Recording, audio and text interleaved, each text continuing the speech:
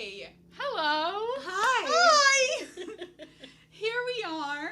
I'm actually going to sit like this. I feel like these chairs are like a little low. They are low. The original chairs that were in the space were the rolling chairs. But the thing is, I know that we'd just be doing this the whole time. Because this is human nature. And or I'd be on the table. Yeah, it's impossible not to. All right, I guess here we are. Thank you so much for being here, Sabrina, once again. Thank you for having me again. So this is, we're now filming an official episode of the WSTM podcast, which stands for We Should Talk More. And I've been thinking a lot about, like, people always ask, like, what's the theme? What's the theme? What, like, you know? And it's so hard to just explain it in 2 words. But I think it's just like human stuff. Yeah.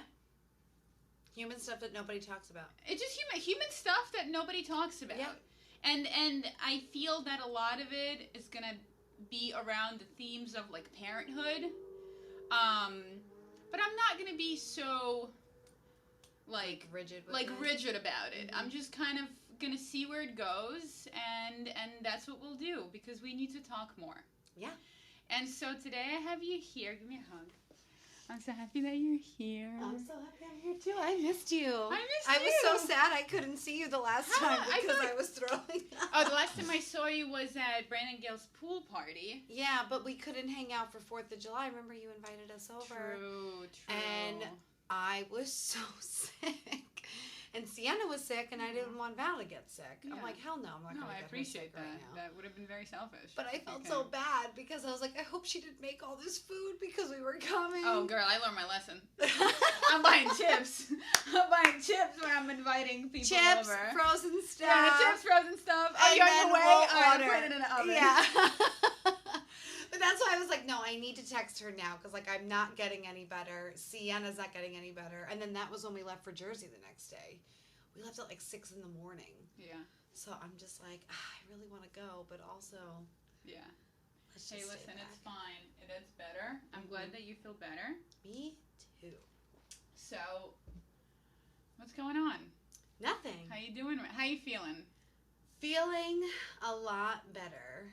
Okay, officially at the 15-week mark. Let's give a little bit of a context to the audience. So why don't you introduce yourself? Okay. Give a few words about who you are, what you do, and the current magical thing that's happening. I am Sabrina. I am 34, about to be 35 in a few weeks. Do not want to talk about that. Why don't you bring it up? I am currently pregnant at 15 weeks with my second baby boy.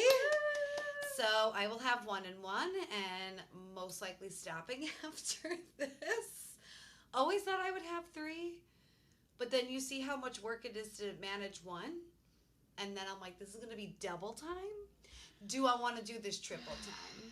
Yeah, and there's only you and Tommy, and there's no third person. So that's the thing. It's not like one person can take a kid. Unless you hire a person to take a kid. Yeah. And then that's when things just get to be too expensive. Yeah. So, and now I'm on Lex's podcast talking about life, womanhood, struggles, trauma, depression, and I'm here for it all. Yeah, it's all a part of life, but also good stuff too. Also very good Happiness. stuff. I am very excited to be pregnant. Sad that it's the summertime because, again, I would have liked to have partied more, but it's all right. Next summer is the summer of many more summers to party. Many more summers. Yeah. Mm-hmm. Good. Mm-hmm. Well, I thank you for sharing that with us. And you mentioned that this is your second. Mm-hmm. Do you want to talk a little bit about your first? Sure. Sienna. What is there to say? Well, you said one of the most beautiful words about her forever, so I always use that word now when I describe her, which is fearless. I love that you said that she's fearless, and then it always made me look at her so differently afterwards and say, wow, she is super fearless. She just does things, but still very cautious. Like, I see her do things. I see her put her foot down what is this first? Oh, okay. And then go at it. She's running everywhere, climbing everything. She's honestly the best thing that's ever happened to me besides Tommy. I don't know how mothers open up their heart to more than one child. So I'll keep you updated. Yeah. No, it's legitimately something I've thought about before. Because you just have so much love for that one little baby that it's like hard to imagine how do you split it, how do you share, and then if you get like 3-4 kids in the picture, like how do you equally make everyone feel loved without like anyone feeling a little bit neglected? Yeah, I don't know. Yeah, I don't know how to balance that. Yeah, I'm very curious to see how I'm going to balance that. The only other person I know that has 2 children is my sister-in-law, and I feel like an enigma because she's like a rock star. So I see how amazing she is with my nephew separately and my niece separately and then together. And I think she's like a powerhouse. So if I could be anything like her, talking about you, Emily, I really hope I can be. But yeah, it looks hard. Yeah. Well, you guys will figure it out. I'm confident we will figure it out. Your whole family feels very like children oriented. Like I remember that time we were coming back from Manhattan and we dropped you off, and it was like your whole family there and all the kids were there and Suzette's son was there. I just remember like walking in and it was like a chaos of like 6 children. Yeah, there were children everywhere. They were like it's Emily like a and nursery Danny's children school. were there, and your family is just like they're all on top of it. Yeah, I think ever since my nephew was born, it kind of jump-started this process of, okay, we all need to have kids now. Yeah. That's how amazing it is to have a kid, because we were all obsessed with Gabriel. I mean, we still are, but just seeing him move and learn and play and develop and everything he's done, it's just been so magical. So now to watch with my daughter, I'm like, wow, this is so crazy. And now my sister-in-law is seeing it with her son, and obviously you're seeing it with Val. I mean, she's really adorable. Thank you. I mean, look at her parents. You know? That's so true. That's so true. Coming from good-looking parents, she's going to be adorable. You know what? Parenthood is a cool thing. And I feel like, it's funny, I've been thinking about this a lot, and I feel like when I talk to people who, like, don't want to have kids, you know, I'm all about, like, listen, I respect everyone's choice to do whatever they want, because people choose not to have kids for different reasons. And I may even cut this part out of the podcast. I kind of just want to say that to you. But I sometimes I kind of feel like now that I became a parent, sometimes when I'm talking to someone, they're like, oh, I just don't want to have a kid. I don't want to have a kid because it's like, you know, like logistically difficult or whatever. There's almost like a small part of me that's like, but that's like the whole magic of womanhood. And I feel like if you don't experience that, I mean, you know, if you have health problems, whatever, that's like a whole different thing. But if your body's like totally capable of producing a child and you just like don't want to, I'm just like, there's a part of me that wants to just like scream and be like, but you're missing out, because like to do this whole thing and like birth a human being, it's such an experience. It's like there's nothing like it, and there's nothing that will ever compare. There's nothing that will ever, you know, seem anything even close to like go through that and like the hardships and the difficulties and the pains. But then look at this little human being that's running around your house and going crazy, but being adorable, and you're just like, I made that. Yeah. Like that came out of my body. Yeah. And that's like a miracle. That's a straight up miracle. It is a miracle. So, I don't know. I heard it's with girls, you know, it's all sunshine and rainbows until they hit puberty. So I'm sure we can form a support group then when the girls are teenagers. Well, you know what? Then we'll definitely be like drinking a lot of wine, and they can go off and do their own thing, and we don't have to constantly be worrying about like what they're having for lunch and dinner, because they'll be like out with their friends. Yeah, for sure. Yeah. And I won't be cool enough for her to hang out with anymore. So I'm getting all my hugs and kisses and everything in now. Dude, I really think about that. Like when I really squeeze Val tight, I'm just like, I'm really like cherishing this. I'm like, soon she's gonna be a teenager. Whatever age, she's gonna be like, Ma, stop! You're being annoying. But Yeah, that's not a point of her life I look forward to. No, not at all. Not at all. That's why you gotta make another kid. Then you'll have another baby. See, it's all a trick. It's all a it's ploy. all a trick. That's why people have more kids. It's all a trick. Look how cute, look how adorable. You forget how small and lovable and amazing they are, and they just need you. And it feels nice to be needed. And then before you know it, you have 5 kids, and you're like, what the fuck? And then you can't get a table at a restaurant. And then you can't get you a gotta table wait at a like 3 restaurant. hours. And you can't get on rides together because, it's usually 2-seaters, right? So then one person's usually the odd person out. And then you got to get a minivan. And then you got to get a minivan. And then that's like, that's it. It's there's a very different human being done. that comes the over. The coolness is done. Like that, the coolness ends at acquiring a minivan. Oh my I hope to never have a minivan. I don't know. I would get like a truck. Tommy wants a station wagon now. He wants to Griswold family it up. How do you feel about it? I'm like, look, bro. I mean, I guess logistically, you could put all the stuff in there, so. I look at him and I say, let's get a house first. Tommy strikes me as someone who would want that. I could see that. And I see him buying, one from, a hippie from, 1970s, and it's got flowers for sure. on top of it. For sure. Yeah. He finds some random person in the street that was going to put it on Facebook Market, but Tommy's like, I'll give you the same value you were going to put on Facebook Market. Yeah. And then before we know it, we have a station wagon similar to the one that's actually outside. Where? Oh my God. Wow. That's what he wants. Wow. I said I would be okay with a newer model of a station wagon. Shoot, I'm mad that my camera is all over there. I almost want to. What you should do is do a side-by-side of the National Lampoon's Vacation movie of what that car looked like when I say it so that people know. I'm just going to record this. Because I'm going to cut it in. But, all right, good. Well, one of the main reasons I wanted, aside from the fact that you're just fabulous and awesome, one of the reasons I was really hoping that you would agree to have this conversation with me is because you went through some challenging things in regards to your pregnancy, to your first pregnancy. Mm-hmm. And I was hoping that you could share with us, whatever you want to share, as much of it as you want to share, and just kind of walk us through, what happened, and from the beginning, when you first got pregnant, or even, let's start even before that, when you decided that you wanted to get pregnant. Because these are the kind of things, we were just saying, this is the kind of things that people need to talk about, and they tend to just gloss over them.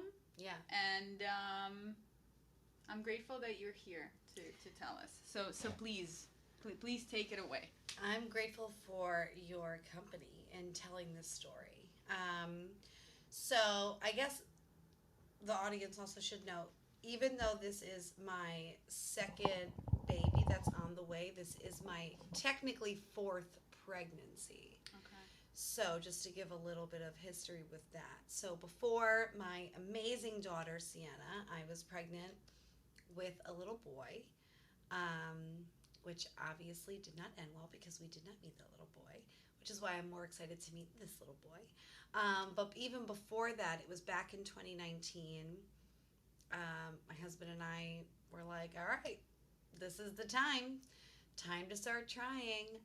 We were going to Europe and going to be there for 2 weeks, and I thought, what a better way than to get drunk in Europe and, let all anxiety and pressure and expectation go out the window about getting pregnant and just live in that moment and really start trying on that trip. So I took out my IUD before that trip.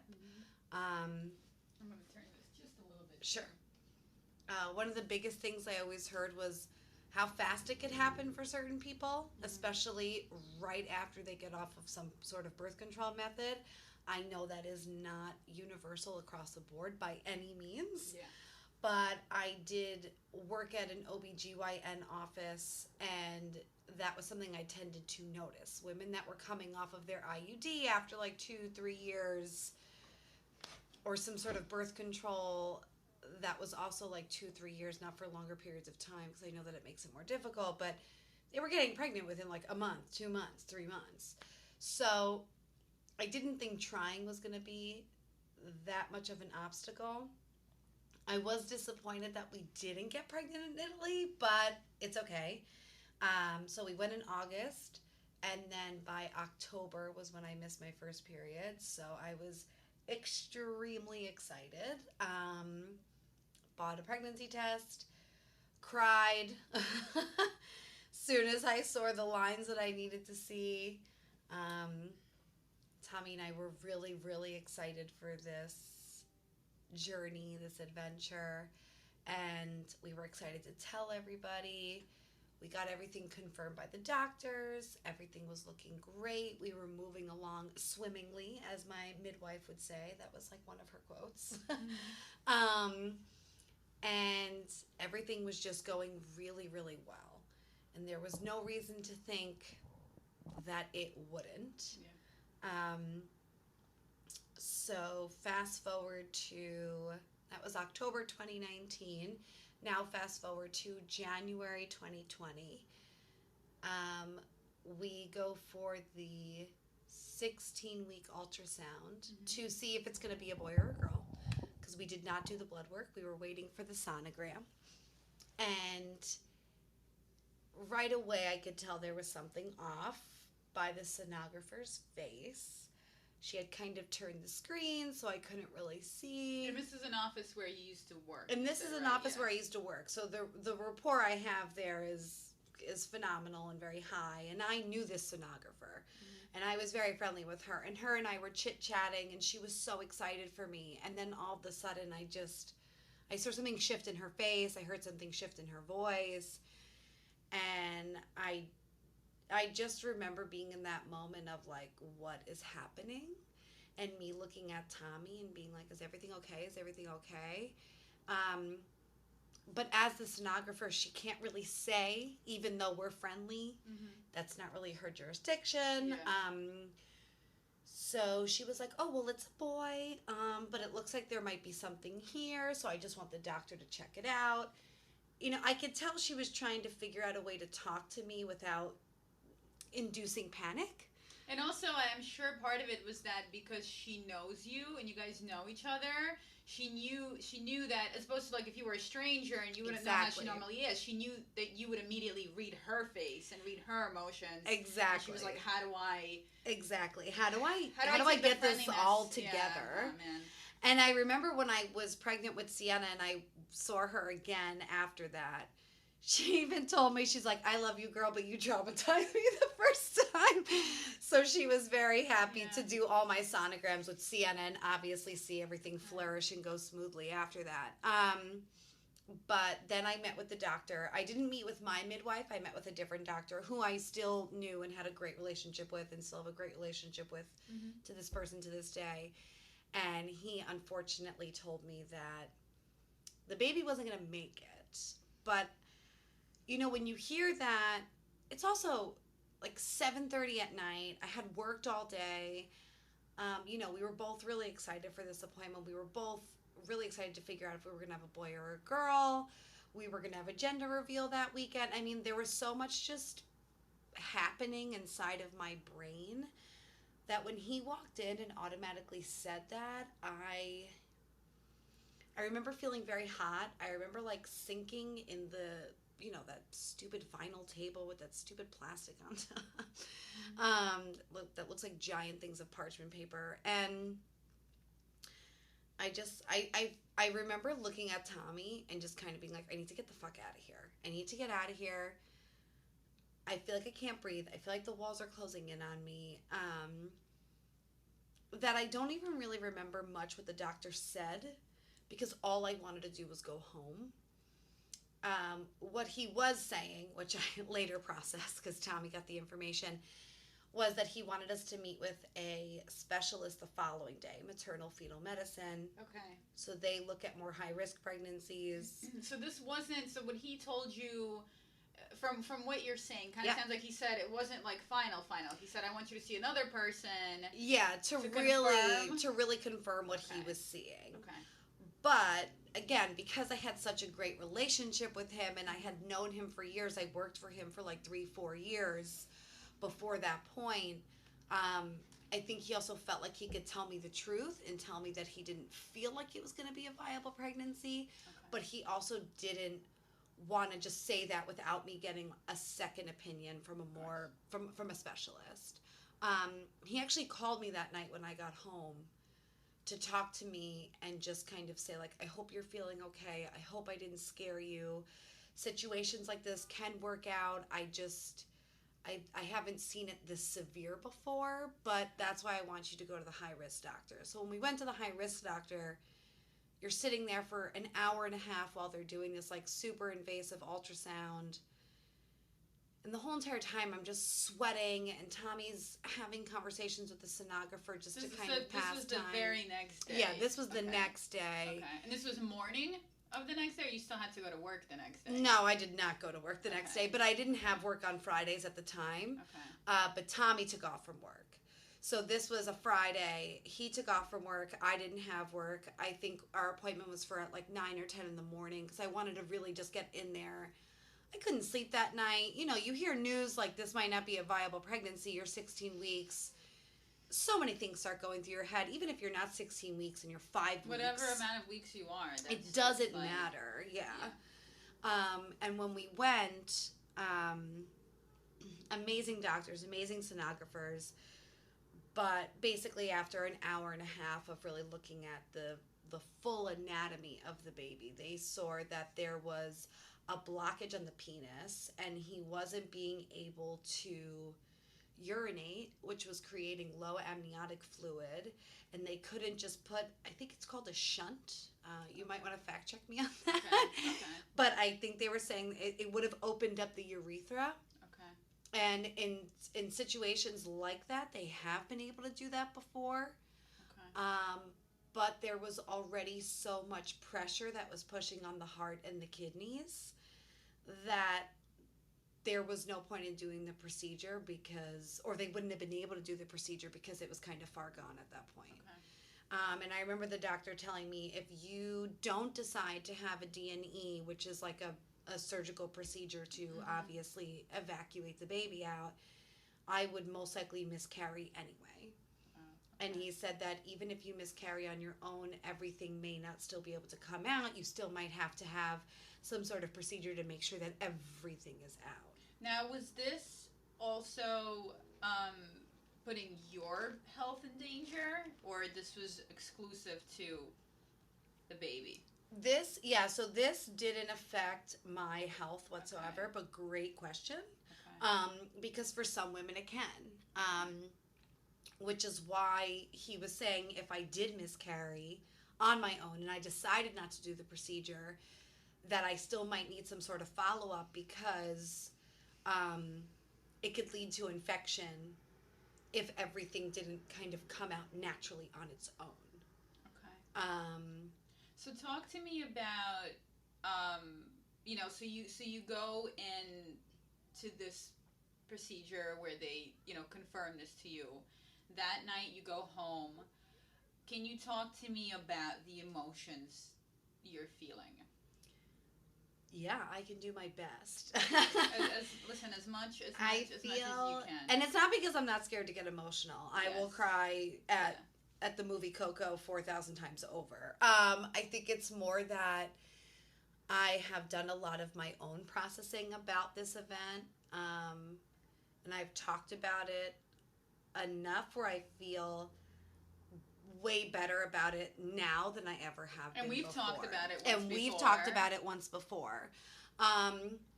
So, sometimes you just keep talking about something, eventually that memory kind of like dies down. Like you remember things like snapshots in your head. But I do remember feeling pretty numb to everything. My husband, who's an incredible, wonderful, supportive human being,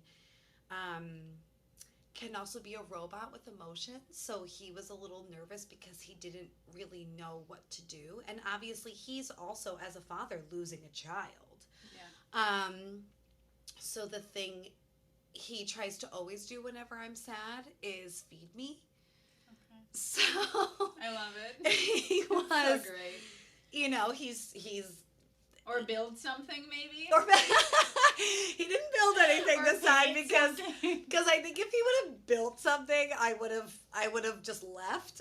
So he was trying to feed me with, you know, different types of foods, different types of like breads, desserts, anything that Tommy could get his hands on. He was just trying to be like, you should eat. You haven't eaten anything. You should eat. That makes sense. And he was I'm right. I'm gonna check the camera, but I'm listening to you. Keep Oh, sure. talking. And he was right. Like, I didn't eat anything that entire day. I was super anxious. I didn't sleep the night before. And that obviously went over into the next day. And that night, I felt so numb. We were literally having the gender reveal Saturday, the following day. So, again, this is Friday. So, I remember as soon as I got home, I just crawled into bed. Was the gender reveal supposed to be like a big thing? It wasn't supposed to be like a big thing, but we had like a few friends coming over. We were going to have like certain family members coming over. And like full disclosure, Tommy and I are not gender reveal people. So I remember even looking back and being like, I can't believe we were going to have a gender reveal because we didn't do that with our daughter. And we didn't do that now with our baby boy that's on the way. That's interesting. But that first pregnancy, I was like, oh, yeah, we should do this. We were going to have our dog get involved. Like, you know, there was this whole elaborate plan. Everyone was so excited for us. I remember seeing the look on Tommy's face when he had to make all these phone calls and text messages to let people know that the gender reveal was off and why. And him also doing me the biggest favor ever, which is telling people, do not contact her right now. She does not want to be contacted. I am not one of those people that wants text messages out of the butthole of like, sorry for your condolences, sorry for this, sorry for that. Leave me alone. I just want to be left alone. Yeah. And so I literally laid in bed for hours, just numb, kind of almost catatonic, staring at the ceiling. My dog, I feel like he could tell, and he was just laying on my stomach. Tell. Dogs can tell. They can definitely tell. He was just laying on my stomach and just being so sweet and cuddly. I mean, he's always sweet and cuddly, but extra. And just Tommy texting, making phone calls, rubbing my hair, asking me what I needed, trying to get me to eat, massaging me, trying to put something funny on as a distraction, just literally doing everything at his disposal, right, to have some sort of control of the situation, because that's what it is. It's such a lack of control. And he did get me out of bed at the end of the day. Okay. We went to go watch the sunset on the beach. Okay. That sounds like the best thing to do. It was nice. It was nice. It was nice to get out of the house. It was nice to not be in bed. And it's always, I mean, you know, we talk about it all the time. The beach is so healing. The waves of the ocean, the sand in between your toes. Reconnecting with nature. Exactly. It reminds you of, like, the big picture. Exactly. So it has a tendency to, like, kind of put you in your place. Exactly. Because, like, it's so big and we're all so small. Mm-hmm. So, okay. So beach. But it was also January, right? Like, it's not June, July, or yeah. August. So I go to the beach all year round. Yeah, I mean, if I lived a block away, I would be there all year round, too. Yeah. But no, it did feel good to get out of the house, and then we went home, and I don't really remember much after that. I know I had problems sleeping. Is there any particular things that the doctors maybe told you to do or not to do, or it was really nothing? Like... You know, I still turn it over in my head to this day, and I spoke with my midwife and 2 other OBGYNs, the ones I used to work for, and I asked them, like, is there something I did to make this happen? Because at the time, the way that my schedule was working out for work, I was on back-to-back meetings. Just so you know, though, when I said did they ask you to do that, I meant, like, when you already knew, when you were in that state, like, 'cause I thought you meant preventatively. No. Oh. No. Because I knew, no. Yeah, there was no way to prevent this. No. I just mean, in the after you did, is there anything they told you, like maybe not to eat? I don't know. You know what I mean? No, Like, yeah, like no, that's a really good question, actually. Yeah. No, there was nothing that they said. Okay. They didn't say, like, watch what you eat, watch what you drink. You know, they were kind of like, do what you need to do to cope, to process. One of the doctors actually sent me a text that evening, I think it was, or the next night,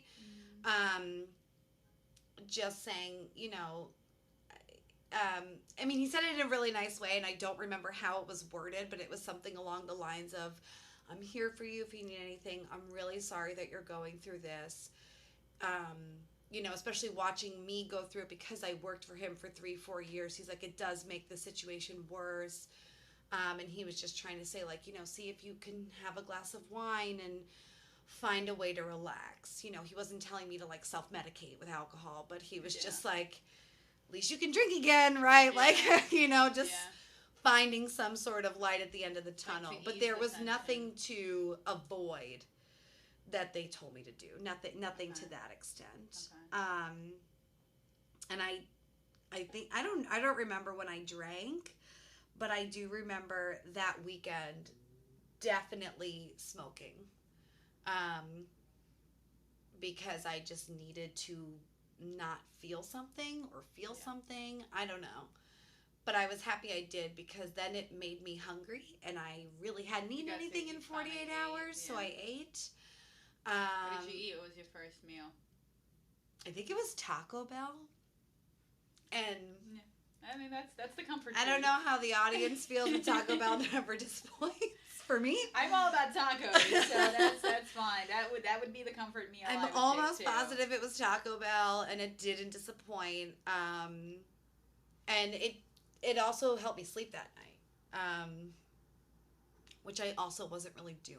Okay. So that's when I kind of,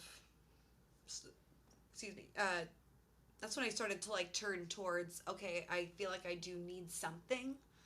And that was when I started smoking again. Definitely. Okay. Okay. So talk to me about the days that followed this. So now you know, you've confirmed. Now you have to schedule the procedure, right? Yeah. So, you know, obviously I will say I had, and I still have, an incredible support system of friends and family. I am forever grateful to every single person that was there for me during that time, and still there for me to this day. But when I look back, I think it was a lot. I'm grateful for it, but I think it was a lot. Like, you think, like, just the sheer amount of people coming towards you was, like, overwhelming? Yes, when I look back on it. And I, you know, it was because Tommy just wanted me to be distracted. He didn't want me laying in bed all day long. And I get it. I understand 100% why he did that. And again, very grateful for my support system. But when I do look back, I think I needed more time. But then once the weekend was over and Monday hit, Tommy went back to work. Because I knew he was going to be taking off Wednesday, Thursday, Friday, because that's when the procedure was scheduled. So he went to work Monday, Tuesday, and I think he came home Monday, and I was asleep in my dog's bed on the floor. And I saw the look in his face of, oh, this is what happens when I'm not around, and this is probably why he called for several rounds of reinforcement. So then that following day, my mother-in-law took me out. To make sure that I was not home alone. And then... But you're saying in hindsight, you kind of wish everyone would just leave you alone, would have just left you alone? I wish they would have left me alone that weekend. Okay. I didn't mind Tuesday with my mother-in-law. Okay. That was actually very helpful to me. She had suffered her own miscarriage, actually, at 7 months pregnant. So already had a baby shower. Obviously, everyone already knew. I mean, that situation was way worse. And back in the day, they weren't doing ultrasounds and things like that. So she kept telling the doctor, I'm not feeling the baby move, and then ended up delivering a stillborn. So I think that situation was very, very helpful to me, and talking with her having somebody who could just understand exactly what I was feeling. Because I feel like you search for so many answers and you ask so many questions and then you don't like the answers that you get. Yeah. So talking to her was, again, very helpful. I was very grateful for that Tuesday, especially because it was the day before the appointment. Okay. So because I was already my second trimester, you have to do a 2-day procedure. Okay. So the 2-day procedure started out Wednesday. We drove to the city. Forgot exactly what the word is that they do on that first day, but it was like to help open up the cervix. And then I would experiencing some cramping, they would tell me, almost slightly like contractions. And then the following day, which was that Thursday, they took the baby out. So it was a week from when I found out that it wasn't going to be a viable pregnancy that now I was no longer pregnant. So essentially, in a matter of a week, the whole trajectory of your life just shifted. 100%. It went from being like one thing that you were like, this is how my life is going, to like to just completely snowball, just like upside down. Mm-hmm. What the fuck? Yeah. I kept even saying, like, that whole week leading up to the procedure, saying, oh, this time last week I was pregnant and I had no idea what was going on and I was so happy. And I almost wish I could have gone back to that. And now I tell myself, it doesn't matter if you would have gone back to that happiness. The happiness was temporary. The baby still wasn't going to make it. But, you try to tell yourself anything to make yourself feel better when you know that things are just completely out of your control. Mm-hmm. And it really sucks to lose a baby. Like, it's something that, and that's why I'm so happy you're doing this, because it's not something that is talked about enough to the level that it needs to be talked about. How common is it? I don't remember the exact number, but I want to say... I'll fact check, but... I want to say it might be like 30 to 40% of miscarriages happen in the first trimester. Yeah. So just thinking about that number alone. I read something that it's like 1 out of every 4. Yeah. It's like sexual assault cases. Which is insanity, because you think 1 out of every 4 we know about it. All the things that we know as women, like growing up, all the things we're told about how your body works and all that stuff that you need to know about. And for this to be this kind of thing, this frequently, it's... curious is the best word that I could think of that doesn't start with an F. Yeah. Curiously interesting. Yeah, I think, I find it more disappointing that it's not something that is verbalized or expressed more. Why do you think that is? I mean, I can't speak for other women. I can speak for myself in saying I feel like there was betrayal that you feel from your own body as a woman, because you start comparing yourselves, especially in today's world with social media, which was something I stayed far away from after that loss. But I think there's something very competitive internally in women of, what are other women doing my age that are married, and how are their lives being shown on Instagram and all these different platforms? What am I doing differently? What am I doing wrong? And so I think that when you see all these women just looking like they have, again, and we don't actually know because people just show you what they want to show you on those type of platforms, but just seeing like, that person got pregnant and had a baby, no problem. They got married, a month later they were pregnant. They had this baby almost a year later. Beautiful, perfect baby shower. Beautiful, perfect baby shower. Beautiful, perfect pictures in the hospital bed right after delivery. Absolutely. Who the fuck looks good in the hospital bed after delivery? No one. That's a straight up lie. That is such a lie. And I think that is another conversation you need to have. Yes. The filters are getting out of control. The filters are absolutely out of control. Like the perfect baby showers, the perfect delivery, the perfect pregnancy, everything was so magical. Blah, blah, blah, blah. And it's like, okay, but what's real life? And I think that I just kept thinking what a betrayal my body was doing to me that's not being shown to these other women.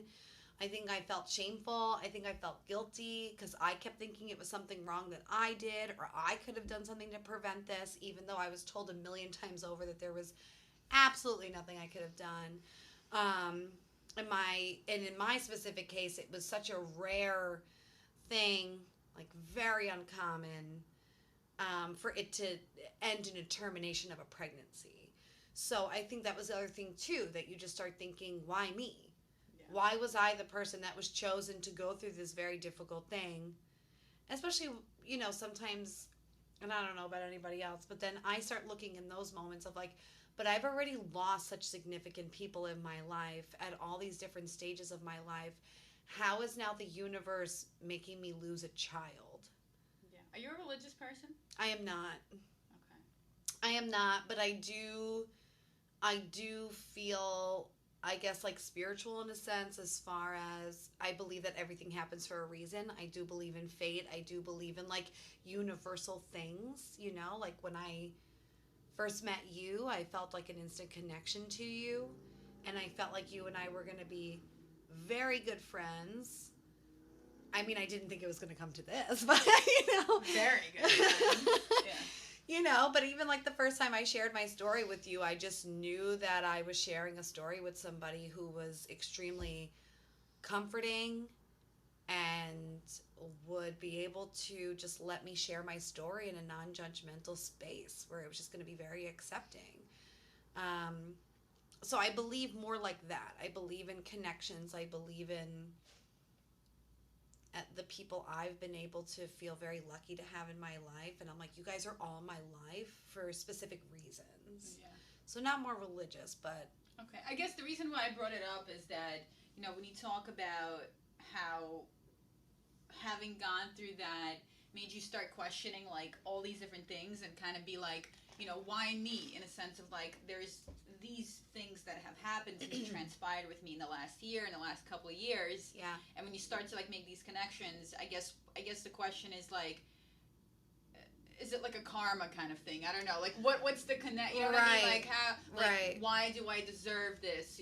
And that's kind of, to me, where like the spiritual aspect comes in, because that means that there must be something that you believe in that led you to that thinking. That's kind of like, well, like, why? If all of that happened, like, I paid my dues. There's no reason why this thing should happen. Right. So, no, that's and I'm with you on like the spiritual aspect of the connections and all of that stuff. I think I was very turned off by religion as a personal thing. Nothing against anybody else. Mm-hmm.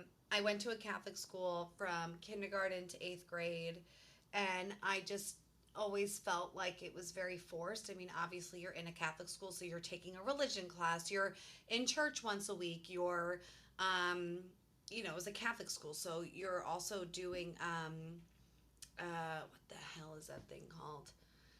When prayer? You go to, like, get, like, well, besides prayer, but we had to go once a month into the room, the confession. You had to do confessional once a month. Confessions in Catholic school? Once a month. Wow. That is incredibly intrusive. And I remember after a while I would make things up because I'm like, I don't know what things I have done to sin this month. I didn't even know that's like a thing they do in Catholic schools. They did it in my specific one. I don't know if it's something that has still continued to this day with that school. And I don't know what they do in other schools. So it is not a universal thing by any means, or at least to my knowledge it is not. Okay. But I remember having to do the confessional once a month. And do they tell your parents whatever you confess, or is it supposed to be like between No. It's like a therapist. It's like HIPAA. Okay. Yeah, whatever you say in that confession room. It's not the worst thing, I guess. I don't know. No, it wasn't the worst thing, but I think because, again, like, I was in a Catholic school, not by my choice. Yeah. you know, it was my mom's choice to put me there because she is religious. And my 2 older cousins were there. My brother was there. So it was like, well, of course you're going to go because they went. That's the school. And my mom went to a Catholic school, you know, so it was just kind of like a thing just within the family. Like everyone went to a Catholic school. Did you guys all go to the same Catholic school? Like your mom also went to that Catholic school? No, my mom did not go to the same one, but I went to the same one as my brother and my 2 older cousins. We were actually all in at one point together. Oh wow. That's fun. Yeah, it was like fun, but you know, they were boys and I was like the annoying little girl, so they were like, "Oh, yeah, we know her." Yeah, but like we don't associate. Yeah. Meanwhile, now they're like all my best friends, but you know, at the time it was like, "Oh, don't go." Yeah, I guess that's my cousin. I guess I'm related to her. Yeah. But I think it was then when I started to experience more family stressors during that time. And I remember thinking in the 7th grade, right after I made confirmation, what's the point of doing all of this stuff if bad shit is still going to happen? I'm going to confession. I go to Catholic school. I pray every night. I do this. I do that. I do everything that like you're told to do, right? And bad stuff still happens. And I didn't feel that translated well when we would ask the nuns about it in our school. Now, I will say the nuns were pretty real with us. Like, they told us from jump, like, Adam and Eve are not real people. Yeah, they told us, like, half the stuff in the Old Testament was, like, made up. Whoa. Yeah, there was this one nun in particular that was like, guys, it's all, like, basically bullshit, you know? How is she a nun, though? It's so confusing to me. Well, because, I mean, she, you know, she's like, I'm not going to tell you guys something that's not true and make you guys believe in something that's not true. And she told us it at an older age because, you know, again, like, you're all in the same school from a certain age. So, yeah, like, when you're in kindergarten, 1st grade, 2nd grade, you're taught about Adam and Eve. By the time we got to 6th grade... So interesting, though. Yeah, she got phone calls from parents that were like, how dare you? And she was like, then don't send them to my school. So interesting. Because I'm going to be real with them. Wow. So she was more like applying religious principles now and not so much into buying the historical aspects of Exactly. Of she didn't want us to get lost in the fantasies and the stories. That's interesting. She wanted us to know. She was like a pretty solid nun. Yeah, she was a great lady. Sister Franny. Shout out. Sister Franny! Yeah. No, she was strict as hell and was like a pain in the ass, but she was real with us. And it was something I kind of appreciated. Okay. But when you would ask questions about like, but then why does this still happen? And it's like, well, that's the power of prayer. That's the power of God. And it'll be like, well, that's just life, you know, like, and it's hard to accept that it's just life sometimes. I think, you know, no matter how old you are, no matter what you're searching for, no matter what traumatic event is going on in your life, you always want some sort of answer. Or someone to blame. Or someone to blame, or somewhere to put it. Right, like, or exactly, somewhere to put that energy, that frustration, whatever it is. And I don't think I could really cope and manage with the fact that it was just a part of life sometimes. Sorry about that. The look on your face was so genuine and real. I hope you keep that in the video. I think that's what I'm going to use for the promo then. I didn't mean to do that. Okay, well... So that was kind of just the backstory of why I sat there saying, why me? Like, again, I've done my dues. I've done what I've had to do. I went to Catholic school. I went to friggin' Catholic school. I did the confessions. And still, you know, I experienced loss on so many different levels that I was just like, but why? Okay. Yeah. So talk to me about, like, the weeks, months following... You're getting into the mode of creating another human being, your beautiful daughter, Sienna. Talk to me about the time after the loss of your first baby, and then moving forward, how long it took you to, you know, try again, how you were feeling, how you even arrived to the point where you wanted to try again. Because I'm sure, I can only imagine, you know, That is such a traumatic experience. You know, I'm thankful to say that I haven't experienced that, but I can't even fathom how you like dive back in, having gone through that first time. I mean, of course, if you want to have a baby, you're gonna try again, but I'm sure it's a lot. So I guess yeah. So if you could talk to me about that. Of course. After that, there was a lot of low moments, really faking it at work to the best of my ability, really having to be present at a job that all I wanted to do was just go home and cry. And you haven't mentioned what you do. Oh, what yeah. do you do? Can you please tell us what you do? Because this is super relevant to this conversation. It is super relevant. I am a licensed mental health counselor. I love my job. I love my patients. I love my job. But it was hard for me to feel empathetic to people's situations when I felt like my world was ending. Okay. I'm sorry, can I pause you for 1 second? I just want to pause and like make sure everything is going smoothly. Oh my gosh, of course you can. And then we'll continue. Getting back into the groove. I'm actually loving this kind of like the way it looks with like the sun going down. No, it looks really good. And when you're editing this, remember how much I love you, girl. I'm definitely putting that part in. That part's staying in 100%. Okay. All right. So, yes. Let's carry on. We were talking about all right. So now we're talking about you're moving after. Forward. Yes, mm-hmm. You're moving forward, and you are coming to a point in your mind and in your body where you feel like you want to try again. Mm-hmm. So for me, it was actually almost immediately, because I was just so disappointed and distraught, and I just felt like nothing was going to make me happy other than being pregnant. Yeah. So I wanted to start right away, and I asked my midwife, and she said, as soon as you get your first period, you're good to go. So I knew that Tommy and I could start trying sooner rather than later. Mm-hmm. And then the world shut down because we went into COVID and lockdown and quarantine. And it's so funny. I look back on those moments, and I'm personally almost happy I got to be home and do things virtually because I was so depressed, and I didn't want to see anybody, and I didn't want to fake being around people. That lockdown for me was a small blessing in disguise. Yes, it was horrible for the world. It affected us financially. It affected many families, which I will never, ever say anything negative about. Yeah. But I think it's what I needed. Yeah. For me.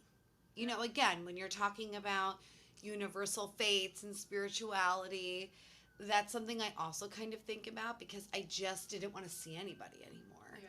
And I remember the last time we all saw each other before lockdown happened was for Gail's birthday. Yeah. And I remember I was excited to see you. I'll never forget this. I was excited to see you, but then I also didn't want to talk to you because I didn't want to talk to anybody. It wasn't just you. Yeah. And I remember sitting in... Because you don't know how not to be genuine. That's the thing. Exactly. Yeah. And I knew you wouldn't have sat there at a birthday party while we're drinking and being like, so how are you feeling? Tell me. Like, I know you wouldn't have done that. Yeah. Because you know, like, time and place. But I remember sitting in that, like, nook in their kitchen, like where the sink is and the dishwasher and then the cabinets that go on this side. Mm-hmm. And I remember sitting in that corner and just sitting there and just being like, I'm going to hang out here. Yeah. And then I remember Amina came and sat next to me. She didn't say anything. She just sat there and she smiled at me. And it was so perfect because, you know, again, all my friends just knew what I needed. Everyone was just responding the way that I needed them to respond without me saying anything. Mm-hmm. Like, you said nothing. You just gave me a really big hug and you said, it's so nice to see you. Amina just sat with me in that moment. Like, my friend Natalie, who lives in the city, who you know very well, she sent me this, like, care package of, like, junk food, and because she couldn't be with me physically because we were in the city, she sent me this giant care package of, like, junk food and sweets and snacks, and just to be like, I love you, here's something sweet to remember me. It was, again, everyone was giving me the support that I needed in the way that I needed it. Okay. And I'm forever grateful for that. And then we went into lockdown.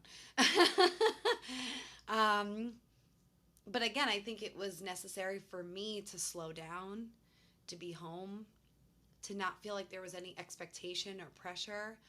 But I was definitely still suffering in a lot of ways. I experienced my first ever panic attack during that time. I think it was actually right before we went out for Gail's birthday.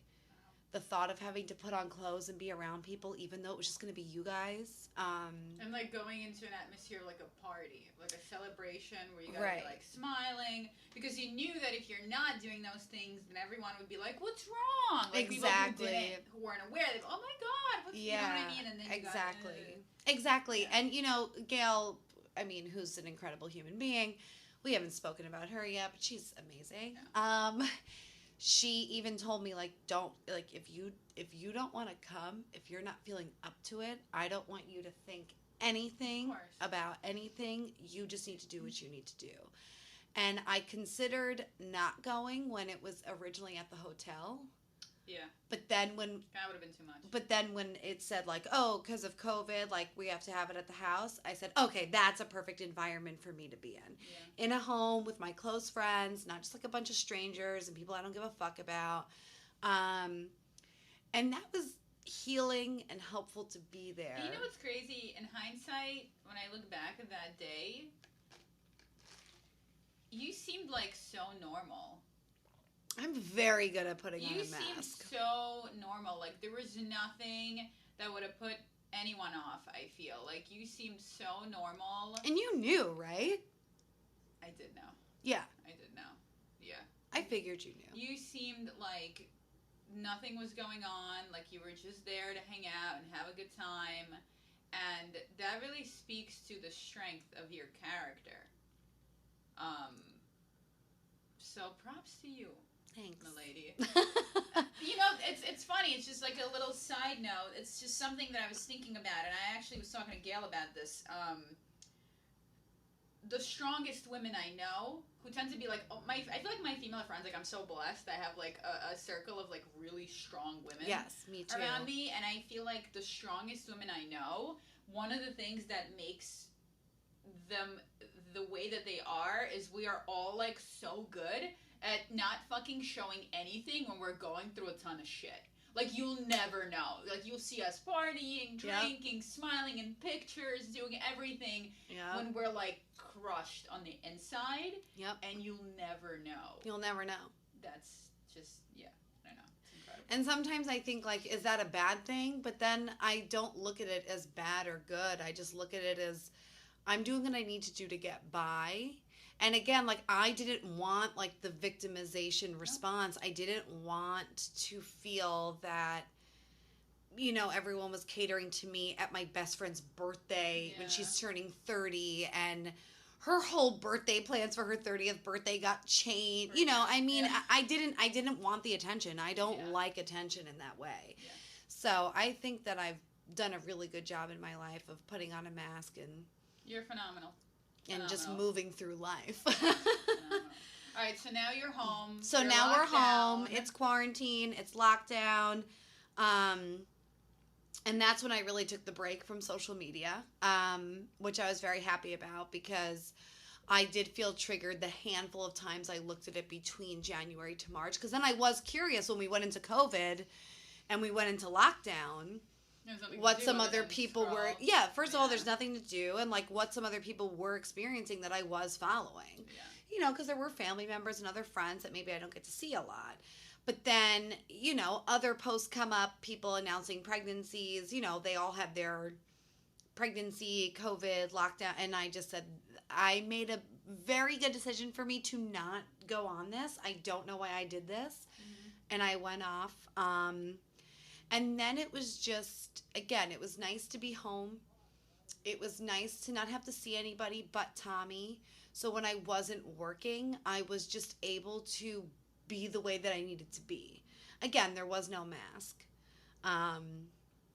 And I was happy to just, I think that was the time I was really processing everything. But then that's what was making me want to be pregnant even more. Because I'm like, well, now we're home. There's literally nothing going on.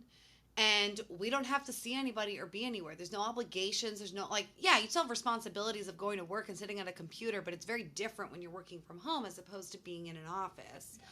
Yeah. And so I then, the feeling of just wanting to be pregnant was very intensified. And so now I just want to have like the yeah, time frame of in course. my mind.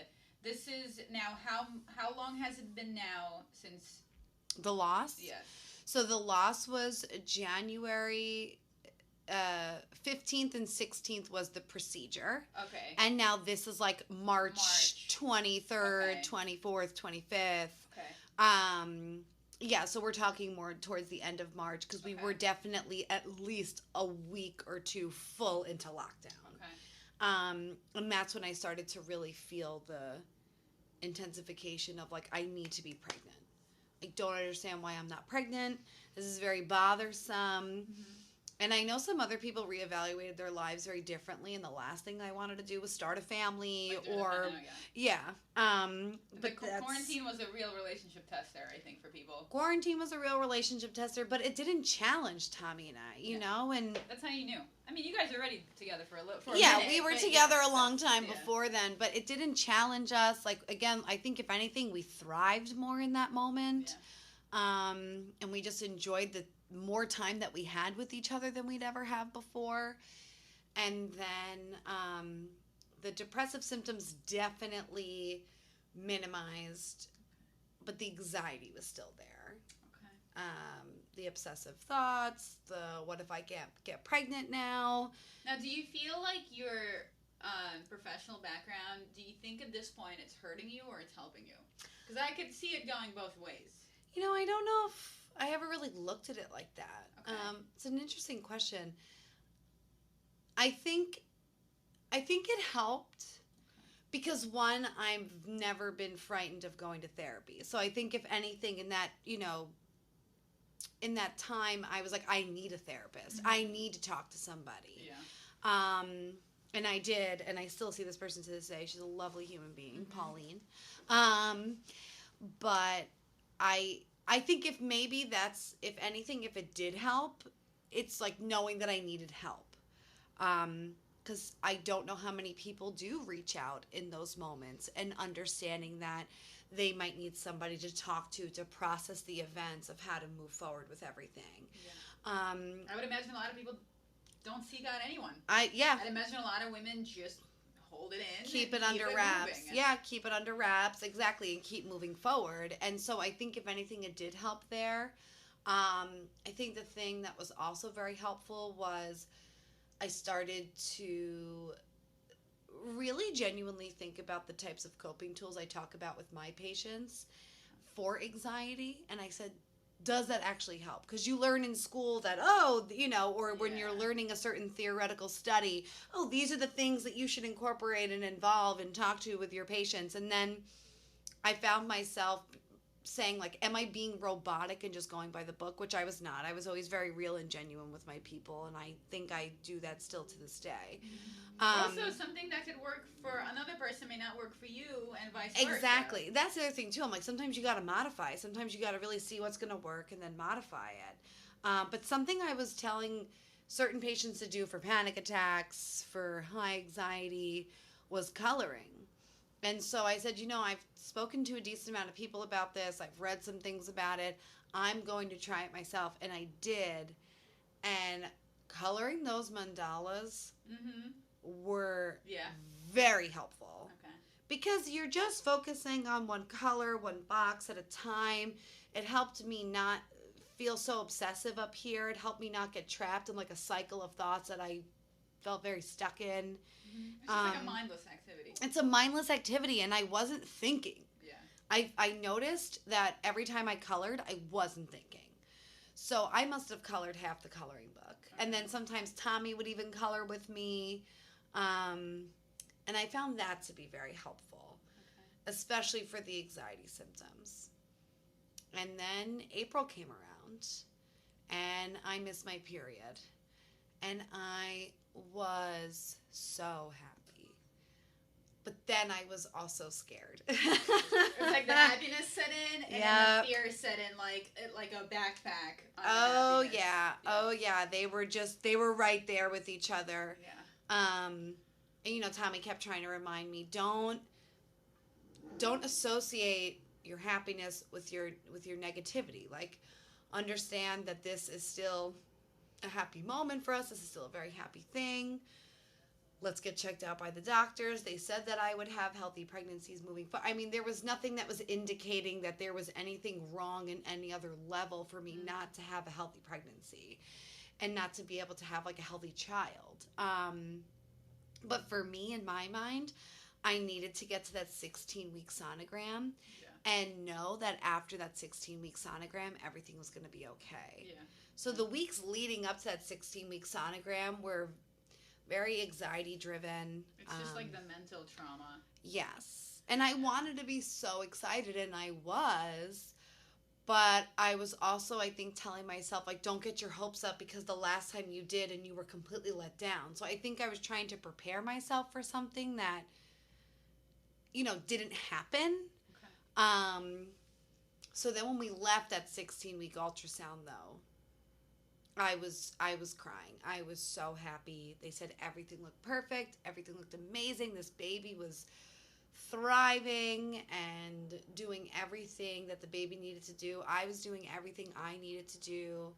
And then I did feel more relaxed. But I still had moments, where if I didn't feel her kick, 20 weeks, 25 weeks, 30 weeks, I was like, oh my God, I didn't feel her kick today. Like, is everything okay with the baby? I remember crying one day on the couch. I think I was 28 weeks pregnant. And I was like, I haven't felt her kick all day. Oh my God. Okay. And I was freaking out. But I was also running myself rampant all day. And they say, like, when you're moving all day, you might not feel it as much compared to, obviously, when you're just sitting still. Yeah. And I remember Tommy had passed out next to me on the couch, and I'm just sitting there, like, holding back tears, trying to watch something mindless on TV to calm me down. And then it was like she knew. And she kicked. And then she kicked 3 more times. And then I cried even harder. Because I was like, thank you so much for being the best daughter ever already. It was just what I needed in that moment. And then I just felt good after that. Like, meditating, doing yoga, just really taking care of myself. I just felt good after that. And then the anxiety feelings wiped away until the baby was out. And then you're like, oh shit, now I gotta do this for real. Like that. And the baby came. And now the baby came. And it was like a different level of anxiety, but it was nothing like what I was experiencing. And I was very grateful to not experience any type of like postpartum depression, because I did suffer with depression before the baby loss. Like, I've just had like a family history of it. So they said sometimes you get more at risk, and I was wondering, like, would that also put me at double the risk? And I think I said, like, you can't think about that. You just gotta move forward, and if it happens, you're already seeing a therapist. Like, so but I didn't, thank God. It was just more sleep deprived, and am I doing this right? Am I doing this right? Am I doing this right? Which is the question that every new mom asks herself 1,000 times. And still to this day. Yeah, no, Did she eat every enough? Single day. I know. Yeah. Is she eating too much? Yeah, is she eating too much? Am I making a fat baby? What's going on? I don't know what I'm doing. And then, like, the type of food I'm feeding her, I'm like, should I be feeding her this? I feel like she's eating the same things all the time, but it's like, she's a baby. She probably doesn't even care that much. She doesn't give a fuck. There's so many things. So many things. But okay, good. So now you have Sienna. Now I have Sienna. Year and a half, thriving, being the best person ever. Beautiful. Amazing. Perfect little fearless girl. Perfect I fearless feel like girl. she inspires Valentina, honestly. And that's why I'm like so always like pushing for us to have our mom days. Yes. Because I truly feel like I feel like Val has like come out of her shell a lot more now. She was like very shy in the beginning. But Sabrina, like straight up, I would talk to Jason about this all the time. we would like go to random gal's house, or you guys would come over, we'd all be hanging out, and I would see Valentina be like all shy and kind of like cry, whatever, and then like watching Sienna, she's like running around, climbing everything, screaming, and then the next day Val would be that way. She would be like running around, saying things. Like I really felt like she was like watching Sienna, and then the next day she would be like doing that kind of stuff. So no, she's amazing, and I love your daughter. And they're best friends. We decided. They're best friends. Our kids are best friends. We decided. So, like, in 15 years, Valentina and Sienna, when you look at this video and the two of you aren't best friends like the way you should be, yeah, you better be best friends. We'll be disappointed. Yeah. Or maybe they will be best friends. And then this will be a confirmation. Mm-hmm. That's so, true. I'll make 2 recordings. One to yell at them for not being best friends, and one to say, thank you for being best friends. Thank you for being best friends, so and tolerating we'll tolerating us both. Yeah, we'll cover both ends of that. Yes. All right, so now you have your daughter, and now you have decided to expand your family even further. Talk to me about that. Yes. The conversation on expansion was a little scary at first because, you know, you get into such a rhythm and a pattern and a routine with the one kid that you're like, well, I have another one. Yeah. That's where I'm right now. That's literally where I'm at. Yeah, right like now. the ease, the comfortability. Yeah. I know what time she goes to bed. I know what time she's going to wake up. I know what time she naps. We get each other now. There's such a connection that is just there. But obviously, I always saw Tommy and I having just more than one kid. Like, we always said that we would want at least 3. But again, you know, going back to the earlier conversation of might be rethinking that now that I'm going to have 1 and 1. But, you know, it's also a lot to just even think about expanding. You know, for so long, obviously, as women, we make sacrifices, you know, and I didn't know if I was ready. I still wanted to drink. I still wanted to party. I still wanted to feel more at ease with my body. I think the other thing was, too, is, like, I struggled a little bit with my body after Sienna. You know, like, when you look at... why? Because you're, like, so hot all the time. You became hot, like, 5 minutes. I mean, you were always hot the whole pregnancy. And you literally had your baby, and you're just like... And I see you, like, at the pool, like, the first summer, and I'm like... It was all poop. It was all poop. That's... Your stomach is fine. I really appreciate that. And I know we, as women, like, when you go through before pregnancy, then postpartum, we look at our bodies so differently. Yeah. It's, like, almost similarly to, like, body dysmorphia because... We are our worst judges, and what we see in the mirror is not a true reflection. And I think I felt like I was struggling to get back to where I was or finding a more comfortable place to be with my body. And then, but we weren't preventing getting pregnant, so we got pregnant. And it was I think I missed November. So then I was like, damn, this is my 3rd Thanksgiving in a row. You can't drink. Where we're like, I have limitations. Yeah, Thanksgiving is a meal where you want to drink because it's where you want to drink. Meal. It's with your family, you know. And sometimes you just have to drink because it's with you're family. with your family. And you gotta, like, yeah. You know? Exactly. Whatever it is you use it for. Yeah. But that was all in my head that I kept thinking, and it was also when Tommy and I were in the middle of talking about selling our house, and like people were looking at the house as an open house and everything like that. It was also when my sister-in-law was going through some very serious stuff, which she gave me permission to talk about it here. And I even said that if Lex asked you to come on here, would you do it? And she said yes. Okay. My sister-in-law, who's an incredible human being, not the one I talked about earlier, Emily, but they're both amazing. I'm very blessed. Yeah. Suzette, unfortunately, delivered her son 100 days early at 27 weeks. So that was a really hard time for her. And I think that I just wanted to be there for her.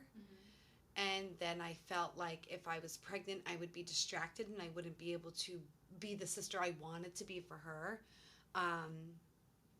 And I just saw everything she was going through. And talking about what you were saying earlier about how the strongest women you know, I mean, this woman was incredibly strong, literally putting on the longest and biggest max I've ever seen and walking through life and just trying to enjoy time with her fiance and just going to the hospital every single day, still pumping out milk on a schedule, even though she didn't have her newborn at home. I mean, that woman is I know. I remember an inspiration. I remember seeing her posts, and I can't remember if she made a post about people questioning why she was going out, or maybe you and I were talking about it. I don't remember, but I just remember seeing her post and thinking to myself, like, fuck that shit. Like, you delivered the baby's okay, the baby has to be in hospital for now, you're home, like, what are you supposed to do? Sit there and be depressed? Right. And just, like, wait for this thing to end? Like, you may as well, like, not for nothing, and almost in a weird way, there's, like, a positive aspect in that most people deliver kids, and that's it. It's, like, straight into parenting. Yeah. Suddenly, it's like you delivered your kid, and you still get to chill a little bit before you have to, like, fully jump into doing it. So, no, more power to her. But, okay, so there was a lot going on. There was a lot going on, and we didn't know when he was coming home, you know, because technically he was delivered September 17th, but his due date was December 19th. Wow. Okay. So they wanted to keep him till the due date. I always thought it was a weight thing. It's not a weight thing. It's a due date thing because it has to do with developmentally, are they where they need to be in order to go home. I gotcha.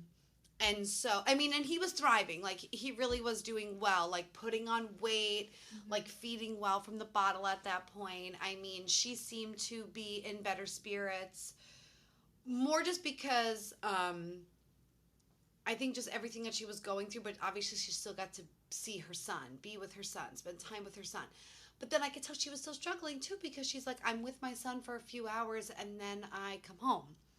And then I don't have him anymore. And I remember at a certain point, she's like, I feel like they're almost holding him hostage. And she, like, laughed about it, making it seem like it was a joke. And I laughed with her, but I could tell it was painful for her. Yeah. Like, she was suffering. She just wanted her baby home. And you're right. Like, at a certain point, she's not also just going to, like, be home crying all the time, right? I mean, if her and her husband want to go out to dinner, they have every right to do so. Yeah. And also whatever was going to help their relationship, because their relationship was really being tested at that point. How could it not be? But I think I was just so focused on wanting to be there for her that the fact that I was pregnant felt like it was overshadowing that moment. And I know she would not look at it in that way by any means. I think that was just me getting into my head. It just speaks to your selfless character. And I have so much love for her. Yeah. I could cry talking about the love I have for this human being. And so I think, you know, also, you know, when you're selling a house, you have Sienna was like, what, 9 months at the time? We didn't really know what was going to happen. Like, we were talking about moving in with his mom, but it just seemed very overwhelming. I had also just started my own private practice at that time. Okay.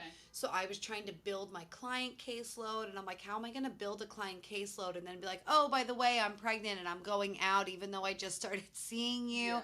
I was just having, it was just too much. And so I remember almost thinking, I remember crying, putting Sienna to sleep one day, when I was like early pregnant. I was probably like maybe 4 weeks at most. Okay. And thinking, I'm not ready for this. And like apologizing to Sienna and apologizing to the baby in my belly and just thinking like, I am not ready for this. I just don't feel good about it. And that happened a few times where I was putting Sienna to bed. I think more because I just felt in that moment there was obviously no judgment coming from Sienna, like she was going to sleep. And it was a private place in the home to just feel that, feel whatever I needed to feel. And I wasn't sharing with Tommy nearly as much as I should at the time. I was a little quieter with my therapist at the time. I started to hold back because I felt guilty, like I was being already a shitty mom. Like, how could I already have these feelings of the fact that I don't want this kid that's already inside of my belly and growing? So when I ended up, like, miscarrying at, I think it was like 7 or 8 weeks, I'm not 100% sure, I was so sad and I was so distraught. But I remember thinking, like, again, like what we were talking about, like almost karma, like, is this fate? Is this the universe telling me, like, you said you weren't ready for this? You said you were feeling really overwhelmed. You said that you were on the brink of, like, a depressive episode, and now this baby is dying. Okay. And I remember thinking, like, did I do this to myself? So you were going through, like, similar emotions that you were going through the first time of, like, trying to place blame and figure out. Okay. And it was almost worse because and a reason why, like, I'm sharing this, and a reason why I love that you're doing this, and I need to keep saying that because everyone needs to hear this, is because no one ever talks about what also happens when you miscarry. Yeah, people will talk about maybe surgical procedures that they've had when they've unfortunately had to get abortions, or if the baby's not going to be viable and things like that. But no one ever talks about what happens when you actually miscarry, and it is probably the most traumatic thing I ever experienced. And it was worse than losing that first baby. It was worse. Like miscarrying in like a natural way. In like a natural way, like on your own. Like, oh, exactly. Yes. Yeah. And I'll never forget that it was like, it was a weekend, right? I think it was a weekend, and I started to feel, it was Saturday or Sunday. It was Sunday. I noticed I started spotting. But again, because of the history I had of working at the OBGYN, I know that light pink spotting or brown spotting is actually very normal, especially in the first trimester, very early on. Yeah. So when I saw that it was pink, I didn't think too much about it. But I remember that's when some of the anxiety and the thoughts started to settle in of, I'm not taking care of this baby already. I'm stressing myself out, and look what my body's doing, and blah, blah, blah, blah. And then I sent a text message to my midwife, and my midwife revalidated everything I said. Like, is it pink? Is it brown? I told her it was pink. She's like, you know that that's normal? And I said, yeah. I was like, I just want to let you know. And she's like, look, if it gets brighter, if it gets heavier, I want you to call me right away. And so I kept seeing a lot of pink that Monday. To the point where I ended up wearing a very light pad, like the lighter days. Yeah. But I was like, it's still pink. It's still pink. Like it was like consistent. But it was consistent, and I told her it was consistent. But she kept saying, like, but what is the color? Because the color means everything. And so when I kept telling her it was pink, she informed me, like, I really, want you to do your best to just stay calm and just understand that, like, this is normal. And again, like, if it gets worse, if it gets brighter, that's when you need to call me. And then Monday night, before I went to bed, I went to go to the bathroom and wipe, and I saw that it was bright red. But it wasn't on my underwear. It was when I wiped. So then I went into a full state of panic, and I didn't bother her. Like, I didn't text her. I shouldn't say bother her. I didn't text her because what I was going to do was just go straight to the doctor the next day after work. I was just going to go straight to the doctor, just have her see me, have her check me out. And I went down to Tommy, and I told him what was going on. And Tommy said, I just want you to try to relax, like, try to remain calm, like, remember what she said, and, like, we'll go to the doctor tomorrow. So I said, okay. And so then it was around like 9 o'clock, 9:30, and I said, look, I'm really exhausted. I'm just going to go to bed. He said, okay, no problem. I'm going to stay up and play some video games. Cool. Because I forgot why he didn't have work the next day. And then I went up to, because I think it was Christmas break maybe. I went up to the room and I fell asleep. And then at midnight, I woke up to go to the bathroom and I just felt wet. And when I took off the blanket, I just saw red everywhere.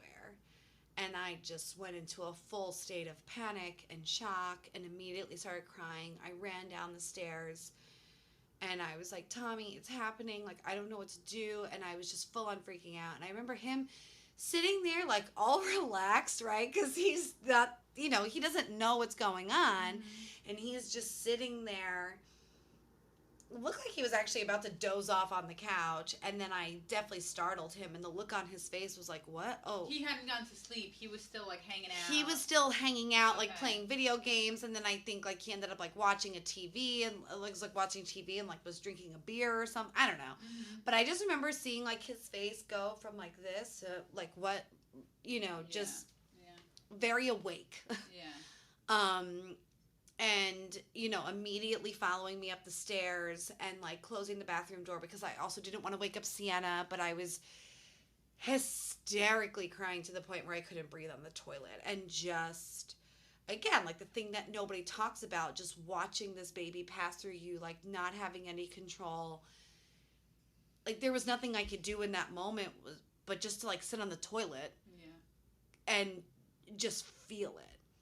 And I think that's what made it worse than the first loss, was because I didn't feel anything because I went under, because it was a procedure. But now I'm feeling it and I'm seeing it. And it just felt too real. And then those thoughts came back of like, well, you said you didn't want this pregnancy. Like, look what happens when you say, and the guilt settled in. And that was probably the worst night of my life. You know, compared to the other time. And it was just, like, horrific. I couldn't sleep after that, you know, because the other thing is, too, is that every 20 minutes, every 30 minutes, more just kept coming out. So for 2 hours between midnight and 2 a.m., I sat on the toilet for maybe 45, 50 minutes, and then I was like, I have to get off this fucking toilet. I'm going crazy. And then Tommy said, okay, like, what do you want to do? And I said, I just want to go in the shower. So I'm in the shower with the water on, and more is just coming out. And then it was making it worse because, you know, you see it more when you're in the shower as opposed to obviously when you're in the toilet. So then I just broke down crying again. And I was like, I just need this to stop. I just need this to stop. And it just wasn't. Like, there's nothing you can do. There's nothing. Yeah, exactly. So then he found some pads, like loaded up a diaper of pads for me in my underwear when we thought it was safe, and helped me put that on, and then laid in bed with me, and we were watching something on my phone to like help for distraction. I don't know, like New Girl or The Office or something. Just like had it on my phone. And I think it was like 20 minutes later. No, it was like 10 minutes later after we laid in bed, I felt more coming out and more. And then it was almost every 5 minutes. And now it's 1:30 in the morning, and I'm like, okay, I think I'm done. So he loads another pad diaper thing up for me. And we go to lay in bed, and I was like, I just want to lay down. And he ended up like passing out at almost 2 a.m. Yeah. But I was just sitting there awake. Yeah. And just being like, this is the worst ever. And then at I think it was before 2:30. It was in between the time when he fell asleep, but before 2:30, I felt more coming out, and then I went to the bathroom and went into the shower again and just cried. And it was very light at that time, but I don't know. I just felt so like dirty and guilty and shameful, and I didn't want to be around anybody. And so I sat in the shower and just like let the water run and just kind of cried.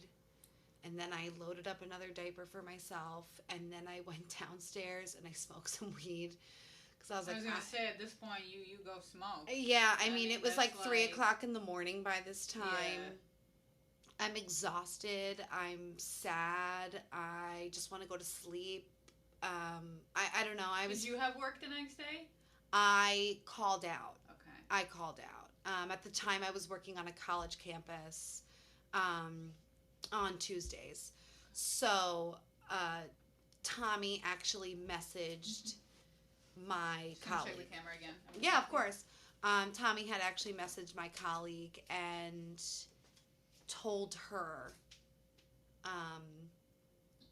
Sabrina was pregnant and miscarried and she's not going to be able to come in. Because he's like, do you want me to tell her? Because we hadn't told anybody. That was the other thing that made it worse, too. Like, no one knew we were pregnant. Knew you were pregnant. Yeah, it was, I think Gail knew.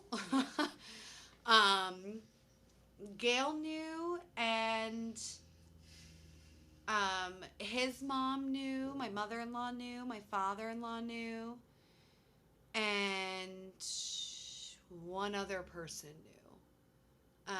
That was it. Like, no one really knew. I can't even... And I think, again, that's also what made it work. Like, it was just, it wasn't talked about. It wasn't thought about. But I think that's what made the guilt worse. Because, like, I didn't accept the pregnancy, like, if no one knew. But then I was also only 7 weeks. You know, you don't... I mean, well, some people go around doing whatever they want to do. Yeah. And no shame to their game. But I think because of my history, it made me more mindful and aware of, I don't want to just start spreading the news at, like, 6-7 weeks when I haven't heard a heartbeat yet. Yeah. What's the thing? It was that, hard. The thing that I'm thinking about right now is, well, for one, I can't even imagine. Like, that sounds just absolutely. It was insane. Traumatic. It was horrific. And being that you went through that before, you miscarried before. I can't, like, I don't even have the words to, the thing that's very prevalent in my mind is the fact that you mentioned that you felt like shame. See, that is just such a crazy emotion that women experience with this stuff. And I feel like that's, like, honestly, I just kind of just want to add it, like, right now in this part of the conversation, is that the shame truly is, like, the most fucked up thing. Yeah. Because it's, like, it's crazy how shame should be, like, the absolute least emotion that any it shouldn't woman even be on your radar. It shouldn't even be, like, it shouldn't be anywhere. like in the vocabulary box. Like, you know, when you would take, like, the vocabulary test and the words would be in the box. And it shouldn't even be there. And I feel like the shame emotion exists because of the lack of conversation. Like, I feel like that is, like, the driving factor. It's like the shame comes from the fact that women don't know how common this is. So the only thing they're left to do is sit there and go, what did I do? What did I do Did wrong? I think the wrong thing? Did I eat the wrong thing? And you just start, like, attributing all these different things, and it's fucking fucked up, and I hate it so much, and I don't know. I guess my hope for this podcast would be that as I have more conversations like these with women, I want to just get shame out of it. Yeah. Can we just get rid of shame? Can we just throw it in a box and lock it away? Shame completely. Yes. When it comes to talking about parenthood and women dealing with these, you know, with these kinds of complications, I mean, shame needs to go. Shame needs to fucking go. Shame needs to go in the trash and Shame be shredded and be burned. Yeah. So. But, and I think the shame was so heavy because, again, like, I kept coming back to this point of you weren't ready to be pregnant. You vocalized that you weren't ready to be pregnant. You feel like it manifested, like that's... I feel like it manifested it. Yeah, 100%. And I think that's why it was so strong. And that was a horrific night. I don't even know what time I fell asleep. It might have been like 4:30 in the morning. I maybe slept 3 hours. I remember just laying in bed that whole day. And again, just thinking, what did I do wrong? How the fuck am I back here? How the fuck am I back here? How did I get to this point? And now it's different, and it's almost worse because it's worse but better, because now I have this 10-month-old like on top of me, and it was so funny because she knew something was wrong. Wow. Because Tommy actually took a picture of me and her, and she was hugging me. She literally put her arms like around my like chest neck area and just hugged me. And I started crying. And and I felt like I need to be strong for her, but at the same time I also really need to feel this, because I don't know how much I felt it the first time around, because there was all these, what we were saying before, distractions and people and beautiful amounts of support, but I think it overshadowed what I needed to feel. Like you feel like it was more like suppressing as opposed to just kind of moving through. Yes. And I think that it was almost good that nobody knew, because it allowed me to have the space to do that. And so we told my mother, well, Tommy told his mom, and then Tommy told Gail, and then I texted Ariana and Natalie separately. Okay. And I just told my 3 closest girlfriends, and that was it. Like, I didn't even tell my mom. My mom wasn't here at the time. She was actually out of the country. Yeah. But I didn't even tell my mom. And then I obviously told my therapist, and I was already in a postpartum woman support group at the time, and I still am. And then I shared it with them, and it was actually only one girl in the group that day. Because, as moms, like, lives get busy, and sometimes you can't always make the appointment. And this is a Zoom thing? Or it's a Zoom call. Okay. I have a lot of, this is another person where I was saying, like, an instant connection I felt with this person, and her and I have not even met in person. We've still to this day? To this day, because the group call is still only online. It's only virtual. Okay.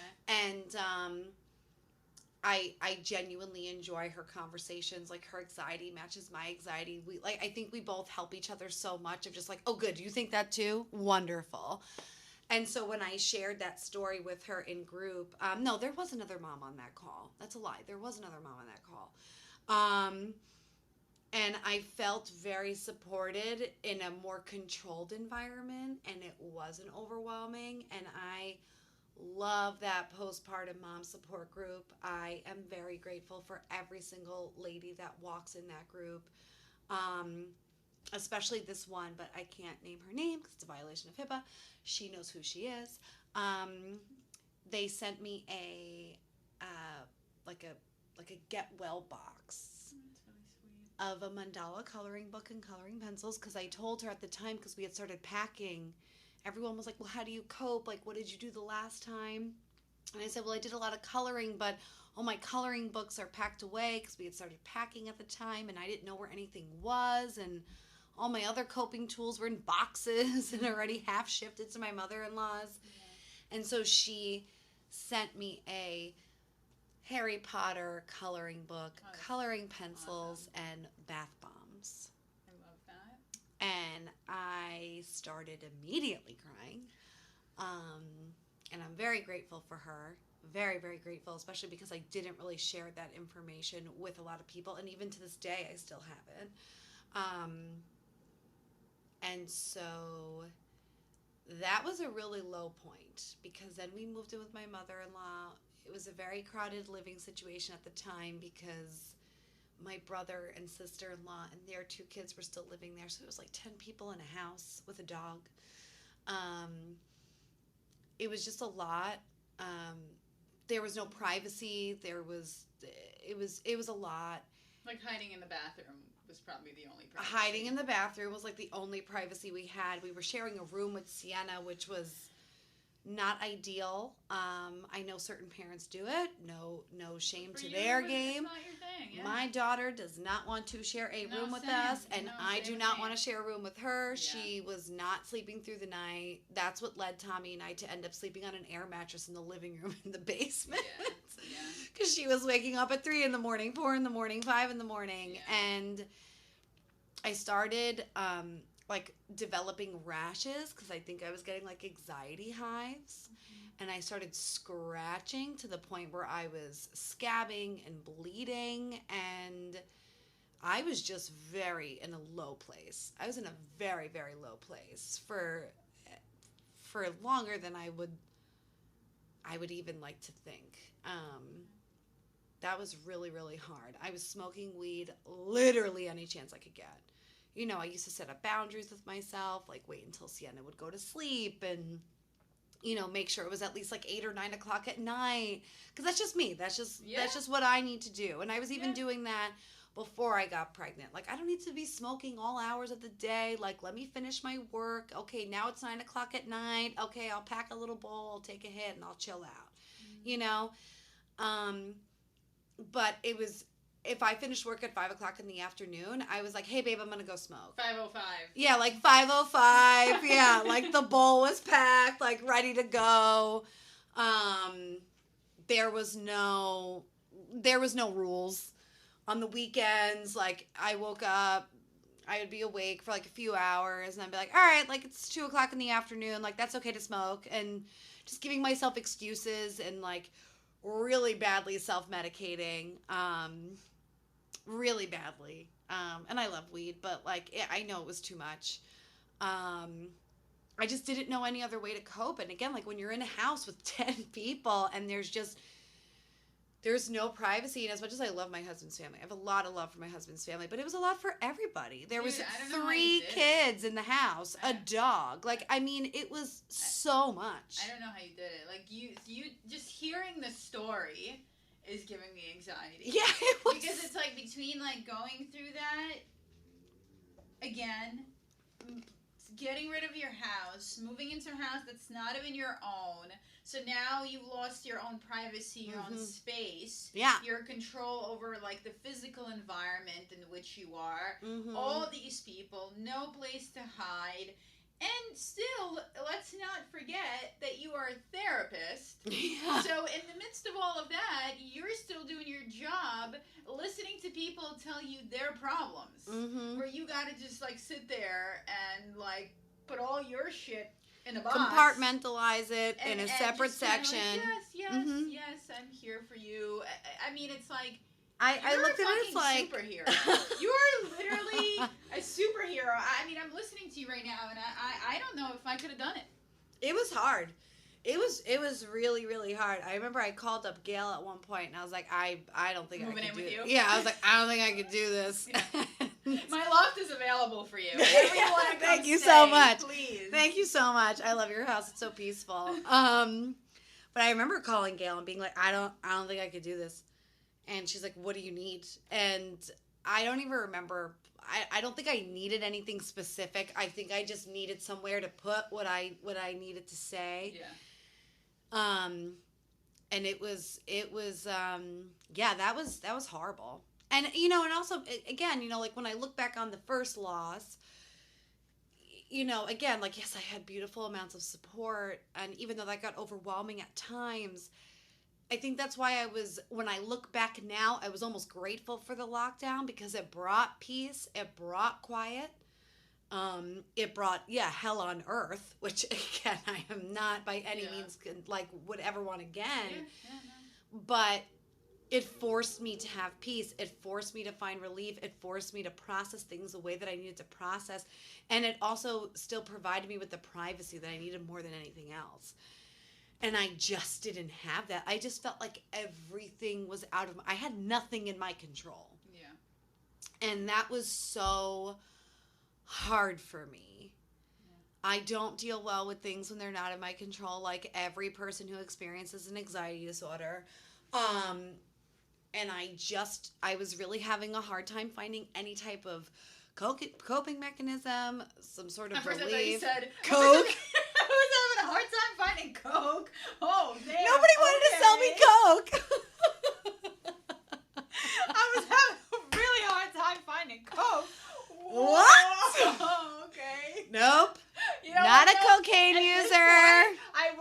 blame you at this point. I literally wouldn't even blame you. I would like to preface I am not a cocaine user. Yes, I like to smoke some weed. And I like a nice glass of wine or a nice cocktail, but never have done anything hard like that before. And I will never. But it was hard. It was, I was also like not taking care of myself whatsoever. I would like tell Tommy, I'm like, oh, I already ate.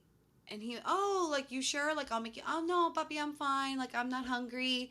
And then if he wasn't around and Sienna was sleeping, and because there was 20 people living in a house, right, I'm like, okay, so someone's always watching Sienna. I would, like, go out to McDonald's and, like, sit in a parking lot and, like, shove chicken nuggets in my mouth and French fries. And it was a lot of self-sabotage, you know. Like the hive and the scratching and to the point where Tommy was cutting my nails weekly because he was like, you don't have any self-control. And like, I mean, like cutting my nails down to they were nubs. And I, you know, I look back on it, I would get so angry with him at the time, but I would still let him do it because I'm like, I needed this. And when I look back on it now, I said, thank God he did that. Dude, did we not see each other for like months? How is it that I feel like I've never saw you during this, or maybe like you were just that good at not showing anything? Because everything you're telling right now, I mean, I feel like we see each other every few weeks when we hang out around the Gale, but I'm like, was there like a gap? Did we just not? Well, there was a gap in December because it was your birthday, and remember you got COVID.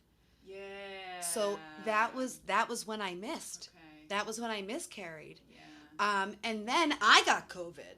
Yeah. So then it was like I miscarried, all this shit's going on, and then we move in with his mom, and then I got COVID. Yeah. So it was just a lot. It was a lot. And then it was the holidays, you know? Then it was, I guess we probably didn't see each other for like 2 months or something. I don't think we saw each other for a period of time because, you know, at the time the CDC guidelines were still I think it was like 7 to 10 days, even if you didn't have symptoms or something like that. So I remember feeling sad because I wanted to go out for your birthday, and you were so sad that you couldn't go out for your birthday. And then when you rescheduled your birthday, I was in the Hamptons. And then when I got back from the Hamptons, I think that's when I missed. That's when I miscarried. Yeah, that's when I miscarried because it was like right before Christmas. And then miscarried, COVID, Christmas, New Year's. No, you had a fucking year. Because then you guys did the New Year's thing and we didn't do the New Year's thing. Right. Because I was in like such a state of depression, I didn't want to see anybody. I don't even remember what we did for New Year's. It definitely wasn't anything exciting. And then January came around. And we definitely saw each other in January. I was just, you know, like you're not really looking at the hives when you're wearing long sleeves. True. Obviously, if it was summer. I guess it's just your overall bubbliness. Yeah. That's the thing. Like, just your, like, it can be shocking to the system when someone you think you know pretty well, tells you afterwards that they were like in the deepest, darkest hole in their life. And then, but like you saw them and you would have never thought. Like that's like the part that can be like a shock to the system. Yeah. And I guess like just hearing this right now, you know, everything you were fucking going through. It's, I mean, again, it's a testament. Womanhood challenges you. Wow. Yeah, that was a really dark time. I don't even remember when I really pulled myself out of it. I just remember waking up one day and just carrying on. But I do remember like literally always looking at the clock of counting down until I could be finished with work to smoke, or counting down times when I would feel it's socially acceptable to smoke on a weekend or something like that. Mm-hmm. Just always looking for a way to just justify it in your own brain. Yep. And I really don't remember when I kind of pulled myself out of it. But I do remember thinking, once my brother and sister-in-law moved out, and once we moved into the upstairs apartment, that's another thing too. Like, we're living in a basement. There's no windows.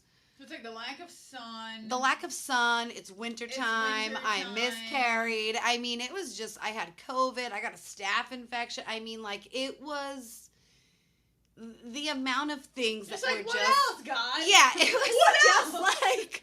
It hit such a point where I was like, what the fuck is happening? Yeah. But once we moved upstairs, I think there was a light at the end of the tunnel.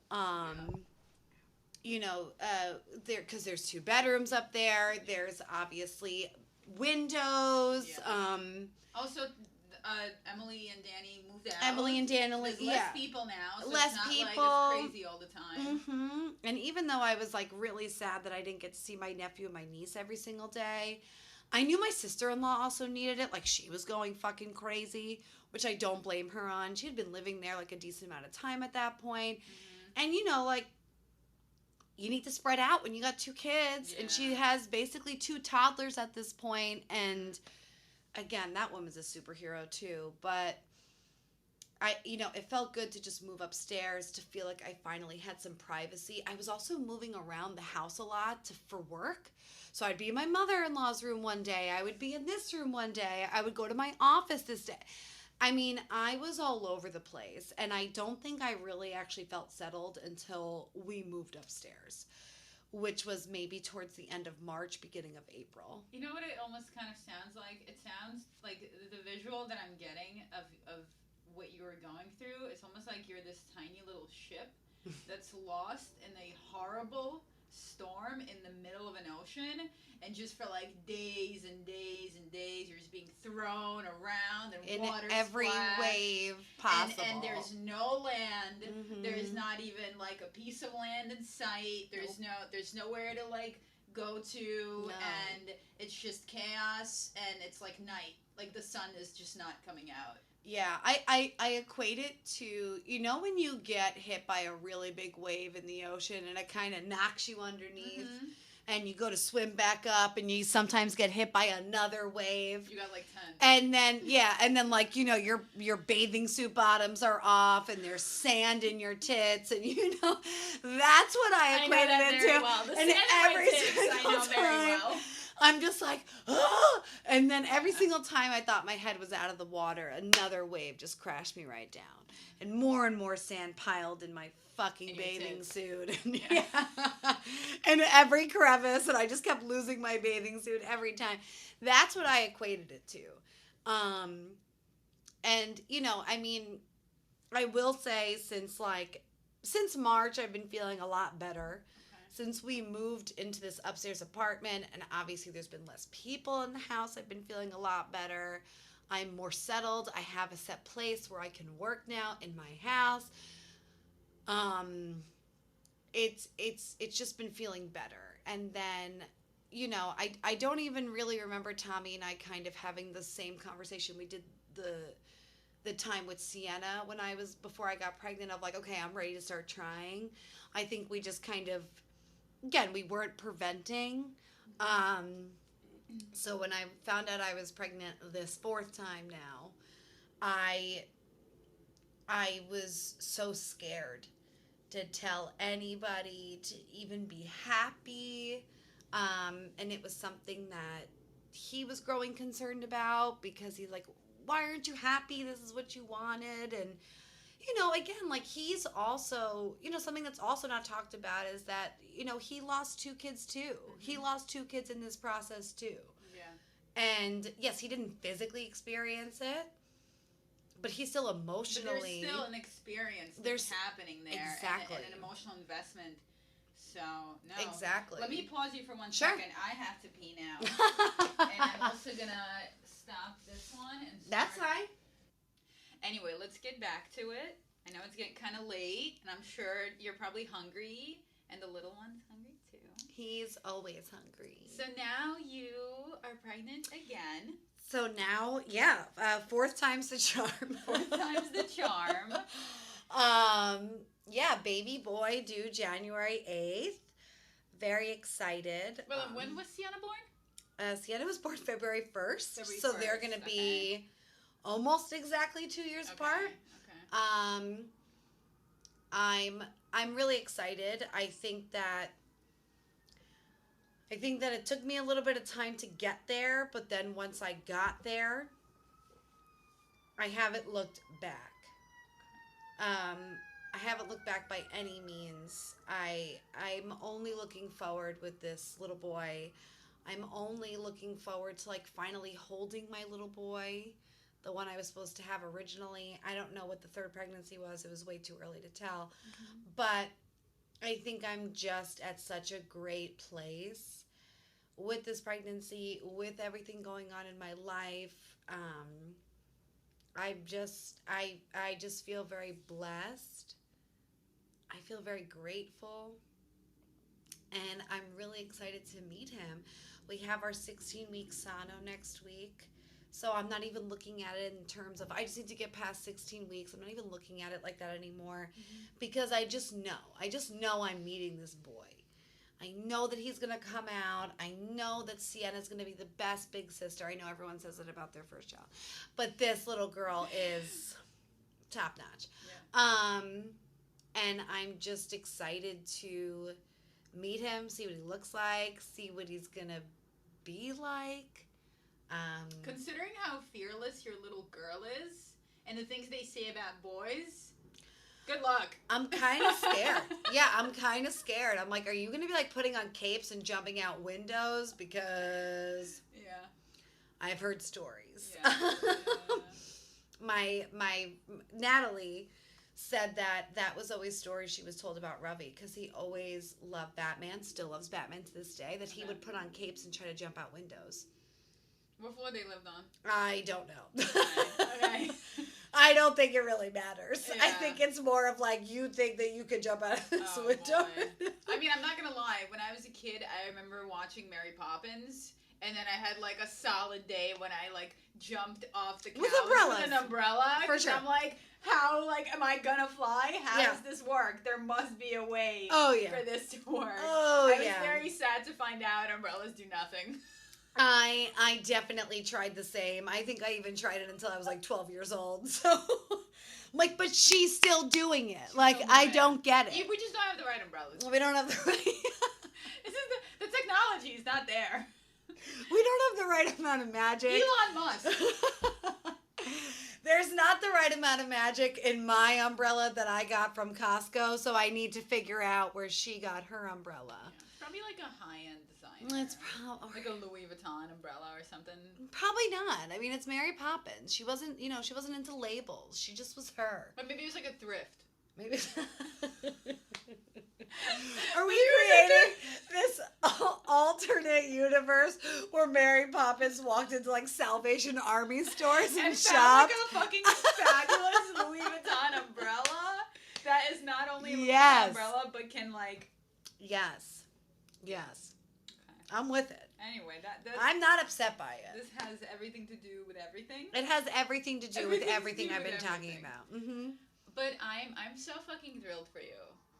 You fucking deserve it. I don't even want to say deserve it because I feel like I'm like weird with the word deserve. I don't even like the word deserve. That's fine. I feel like because in order to deserve something, it's like a conditional thing. Yeah. Something had to have happened in order for you to have now the ability to have this. Mm-hmm. To me, it's more. I tend to go more with like you earned it just by existing, and like that's really all. I like that sentiment. One should do.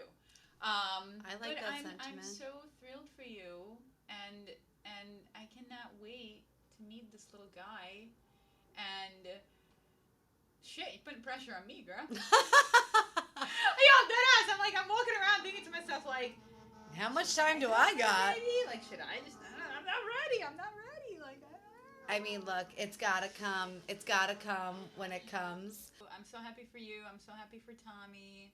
You guys are phenomenal parents. Thanks. And just phenomenal people. And it's really cool to see, like, when we go to Brendan and Gail's house now, to see Anna and Valentina running around, and it's like the new generation of these events. Like, this is the new generation. I who would have thought just a few years ago we'd be sitting here seeing our kids running around the pool, and it's just like, wow. I mean, is this being an adult? I don't know. I still don't feel like an adult.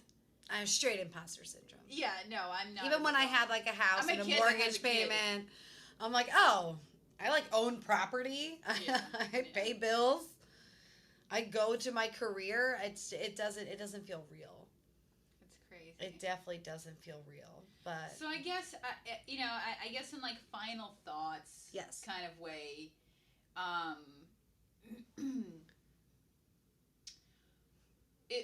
guess maybe if you could speak to the women out there that are going through similar situations, different levels, if there's like some advice that you could give,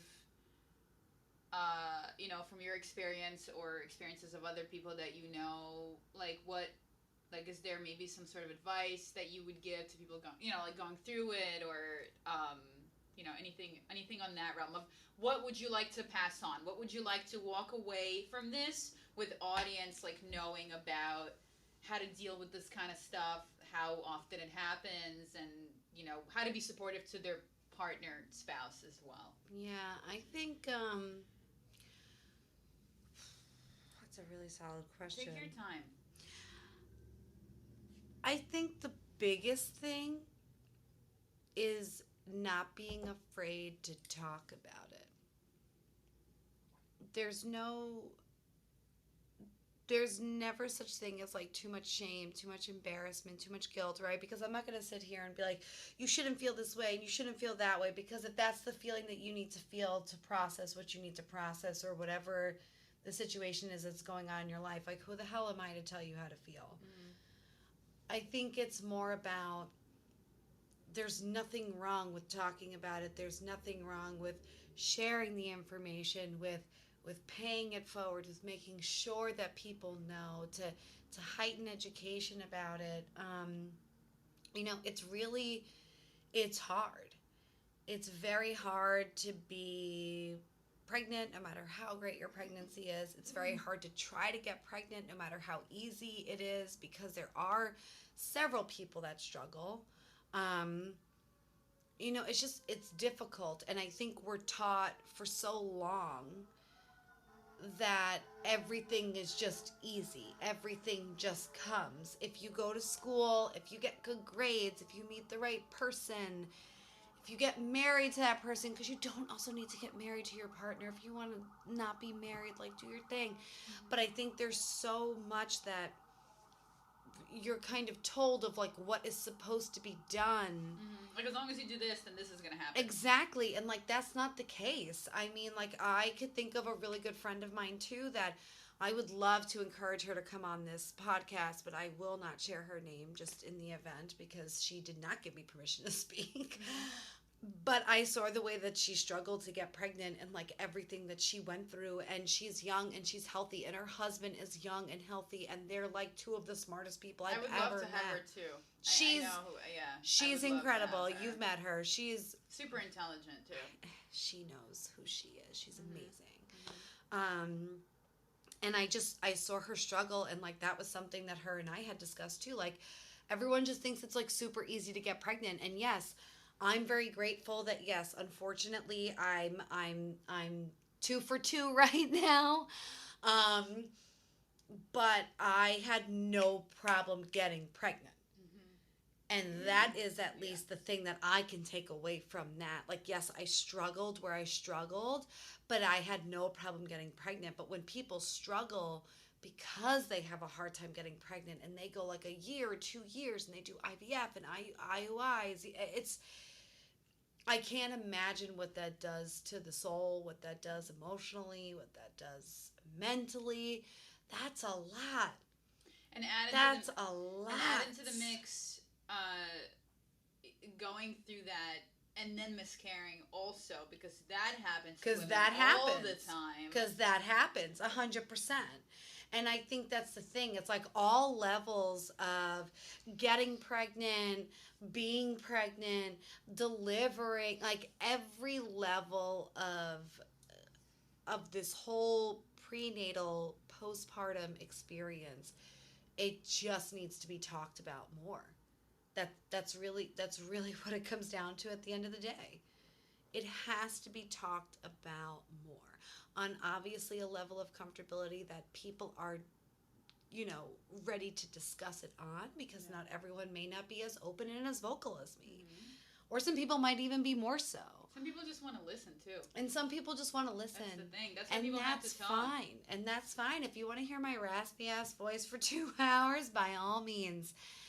But I think the best thing I can do in this situation right now is just encourage every single woman who has struggled, no matter how you've struggled, to just talk about it. Or write about it. Or think about it. Get it out. Get it out. Get it out. Because if it stays in, it'll just boil inside of you until you implode or explode. And it may not be for years, but it'll happen. Yeah. There's no way it won't happen. Yeah. I couldn't agree with you more. I could not agree with you more. Talking about it is healing. Mm-hmm. And listening to the experience of others. If you don't want to talk, at least hearing experiences of others is like a huge relief to people. Yeah. And I agree. Yeah, the conversation needs to happen. And, I feel like,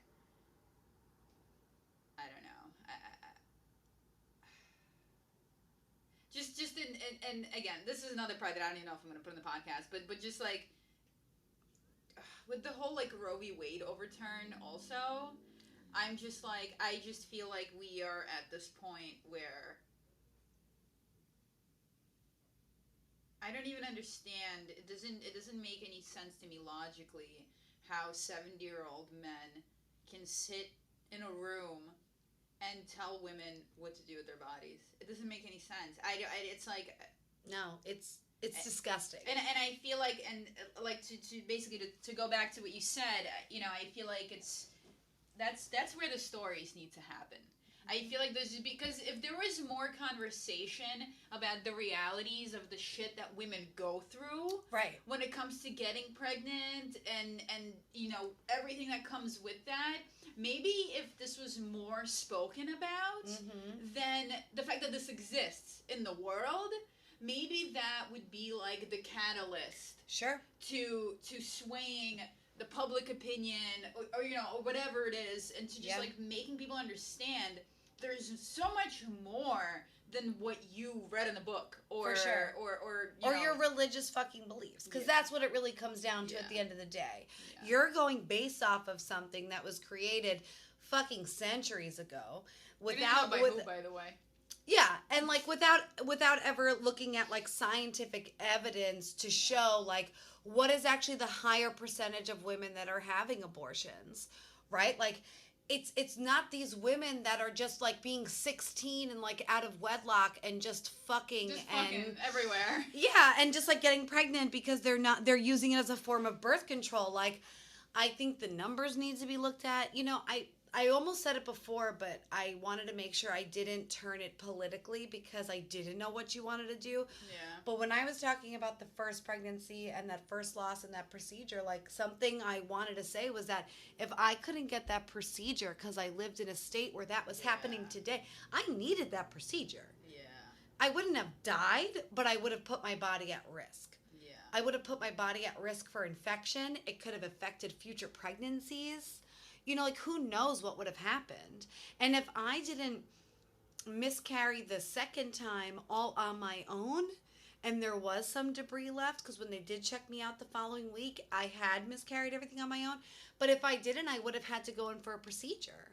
And, like, these are the things that are now illegal in more states than not.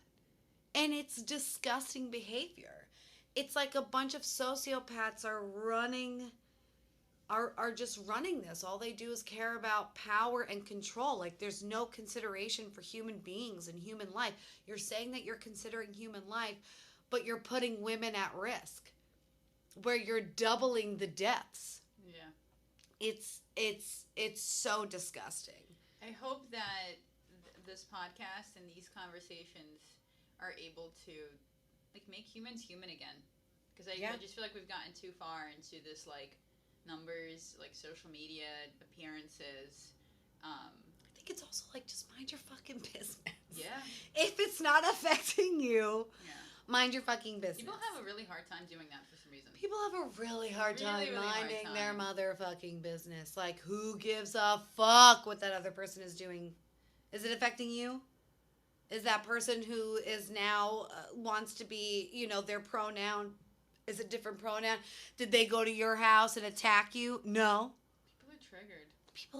People are bored. Fucked. People are bored. Fucked. People are fucked. And triggered. And anyway, we're going up. That's We're another going podcast. up. We're going up. That's another podcast where we talk about. But fuck you, everyone on the Supreme Court that said that you wanted to get rid of Roe v. Wade. I'm telling you right now, I hope that you experience what it is to know to make abortion illegal. I hope someone in your family has to experience it. Don't do that. Don't do that. Don't wish bad things on people. We're not gonna stoop down to that level. We're gonna stay up here. Fine. On that, I'll climb a higher mountain. On that note, this is all love. All love here. And the hardest thing is to love your enemy. But you gotta do it. Sometimes. You gotta love your enemy. Or you can just ignore them. Loving them, ignoring them, and loving them is like loving them is to me like the best way that I can love an enemy is by ignoring them. Like loving them doesn't mean like here's cookies. You know what I mean? True. So that's true. Anyway, with that said, Sabrina, you're awesome. Thank you for having me. You are a hero. Oh my god. You really are. You're a hero. I don't feel like a hero. Well, you should.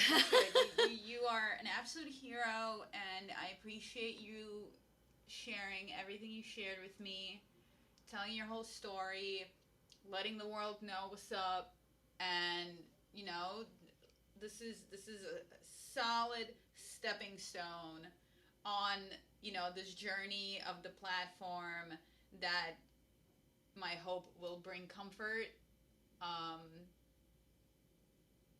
and peace, and I don't know what's another good word.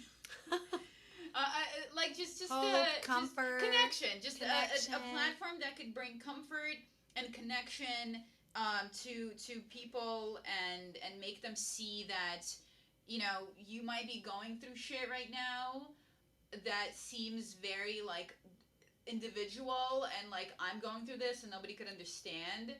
But the reality is there's probably someone in the world who is dealing with something very, very similar. Mm-hmm. And just listening to the experiences and sharing our feelings and our emotions is just going to make the whole world a better place and collectively raise the consciousness of all. So, thank you. Thank you. I love you. I love you too.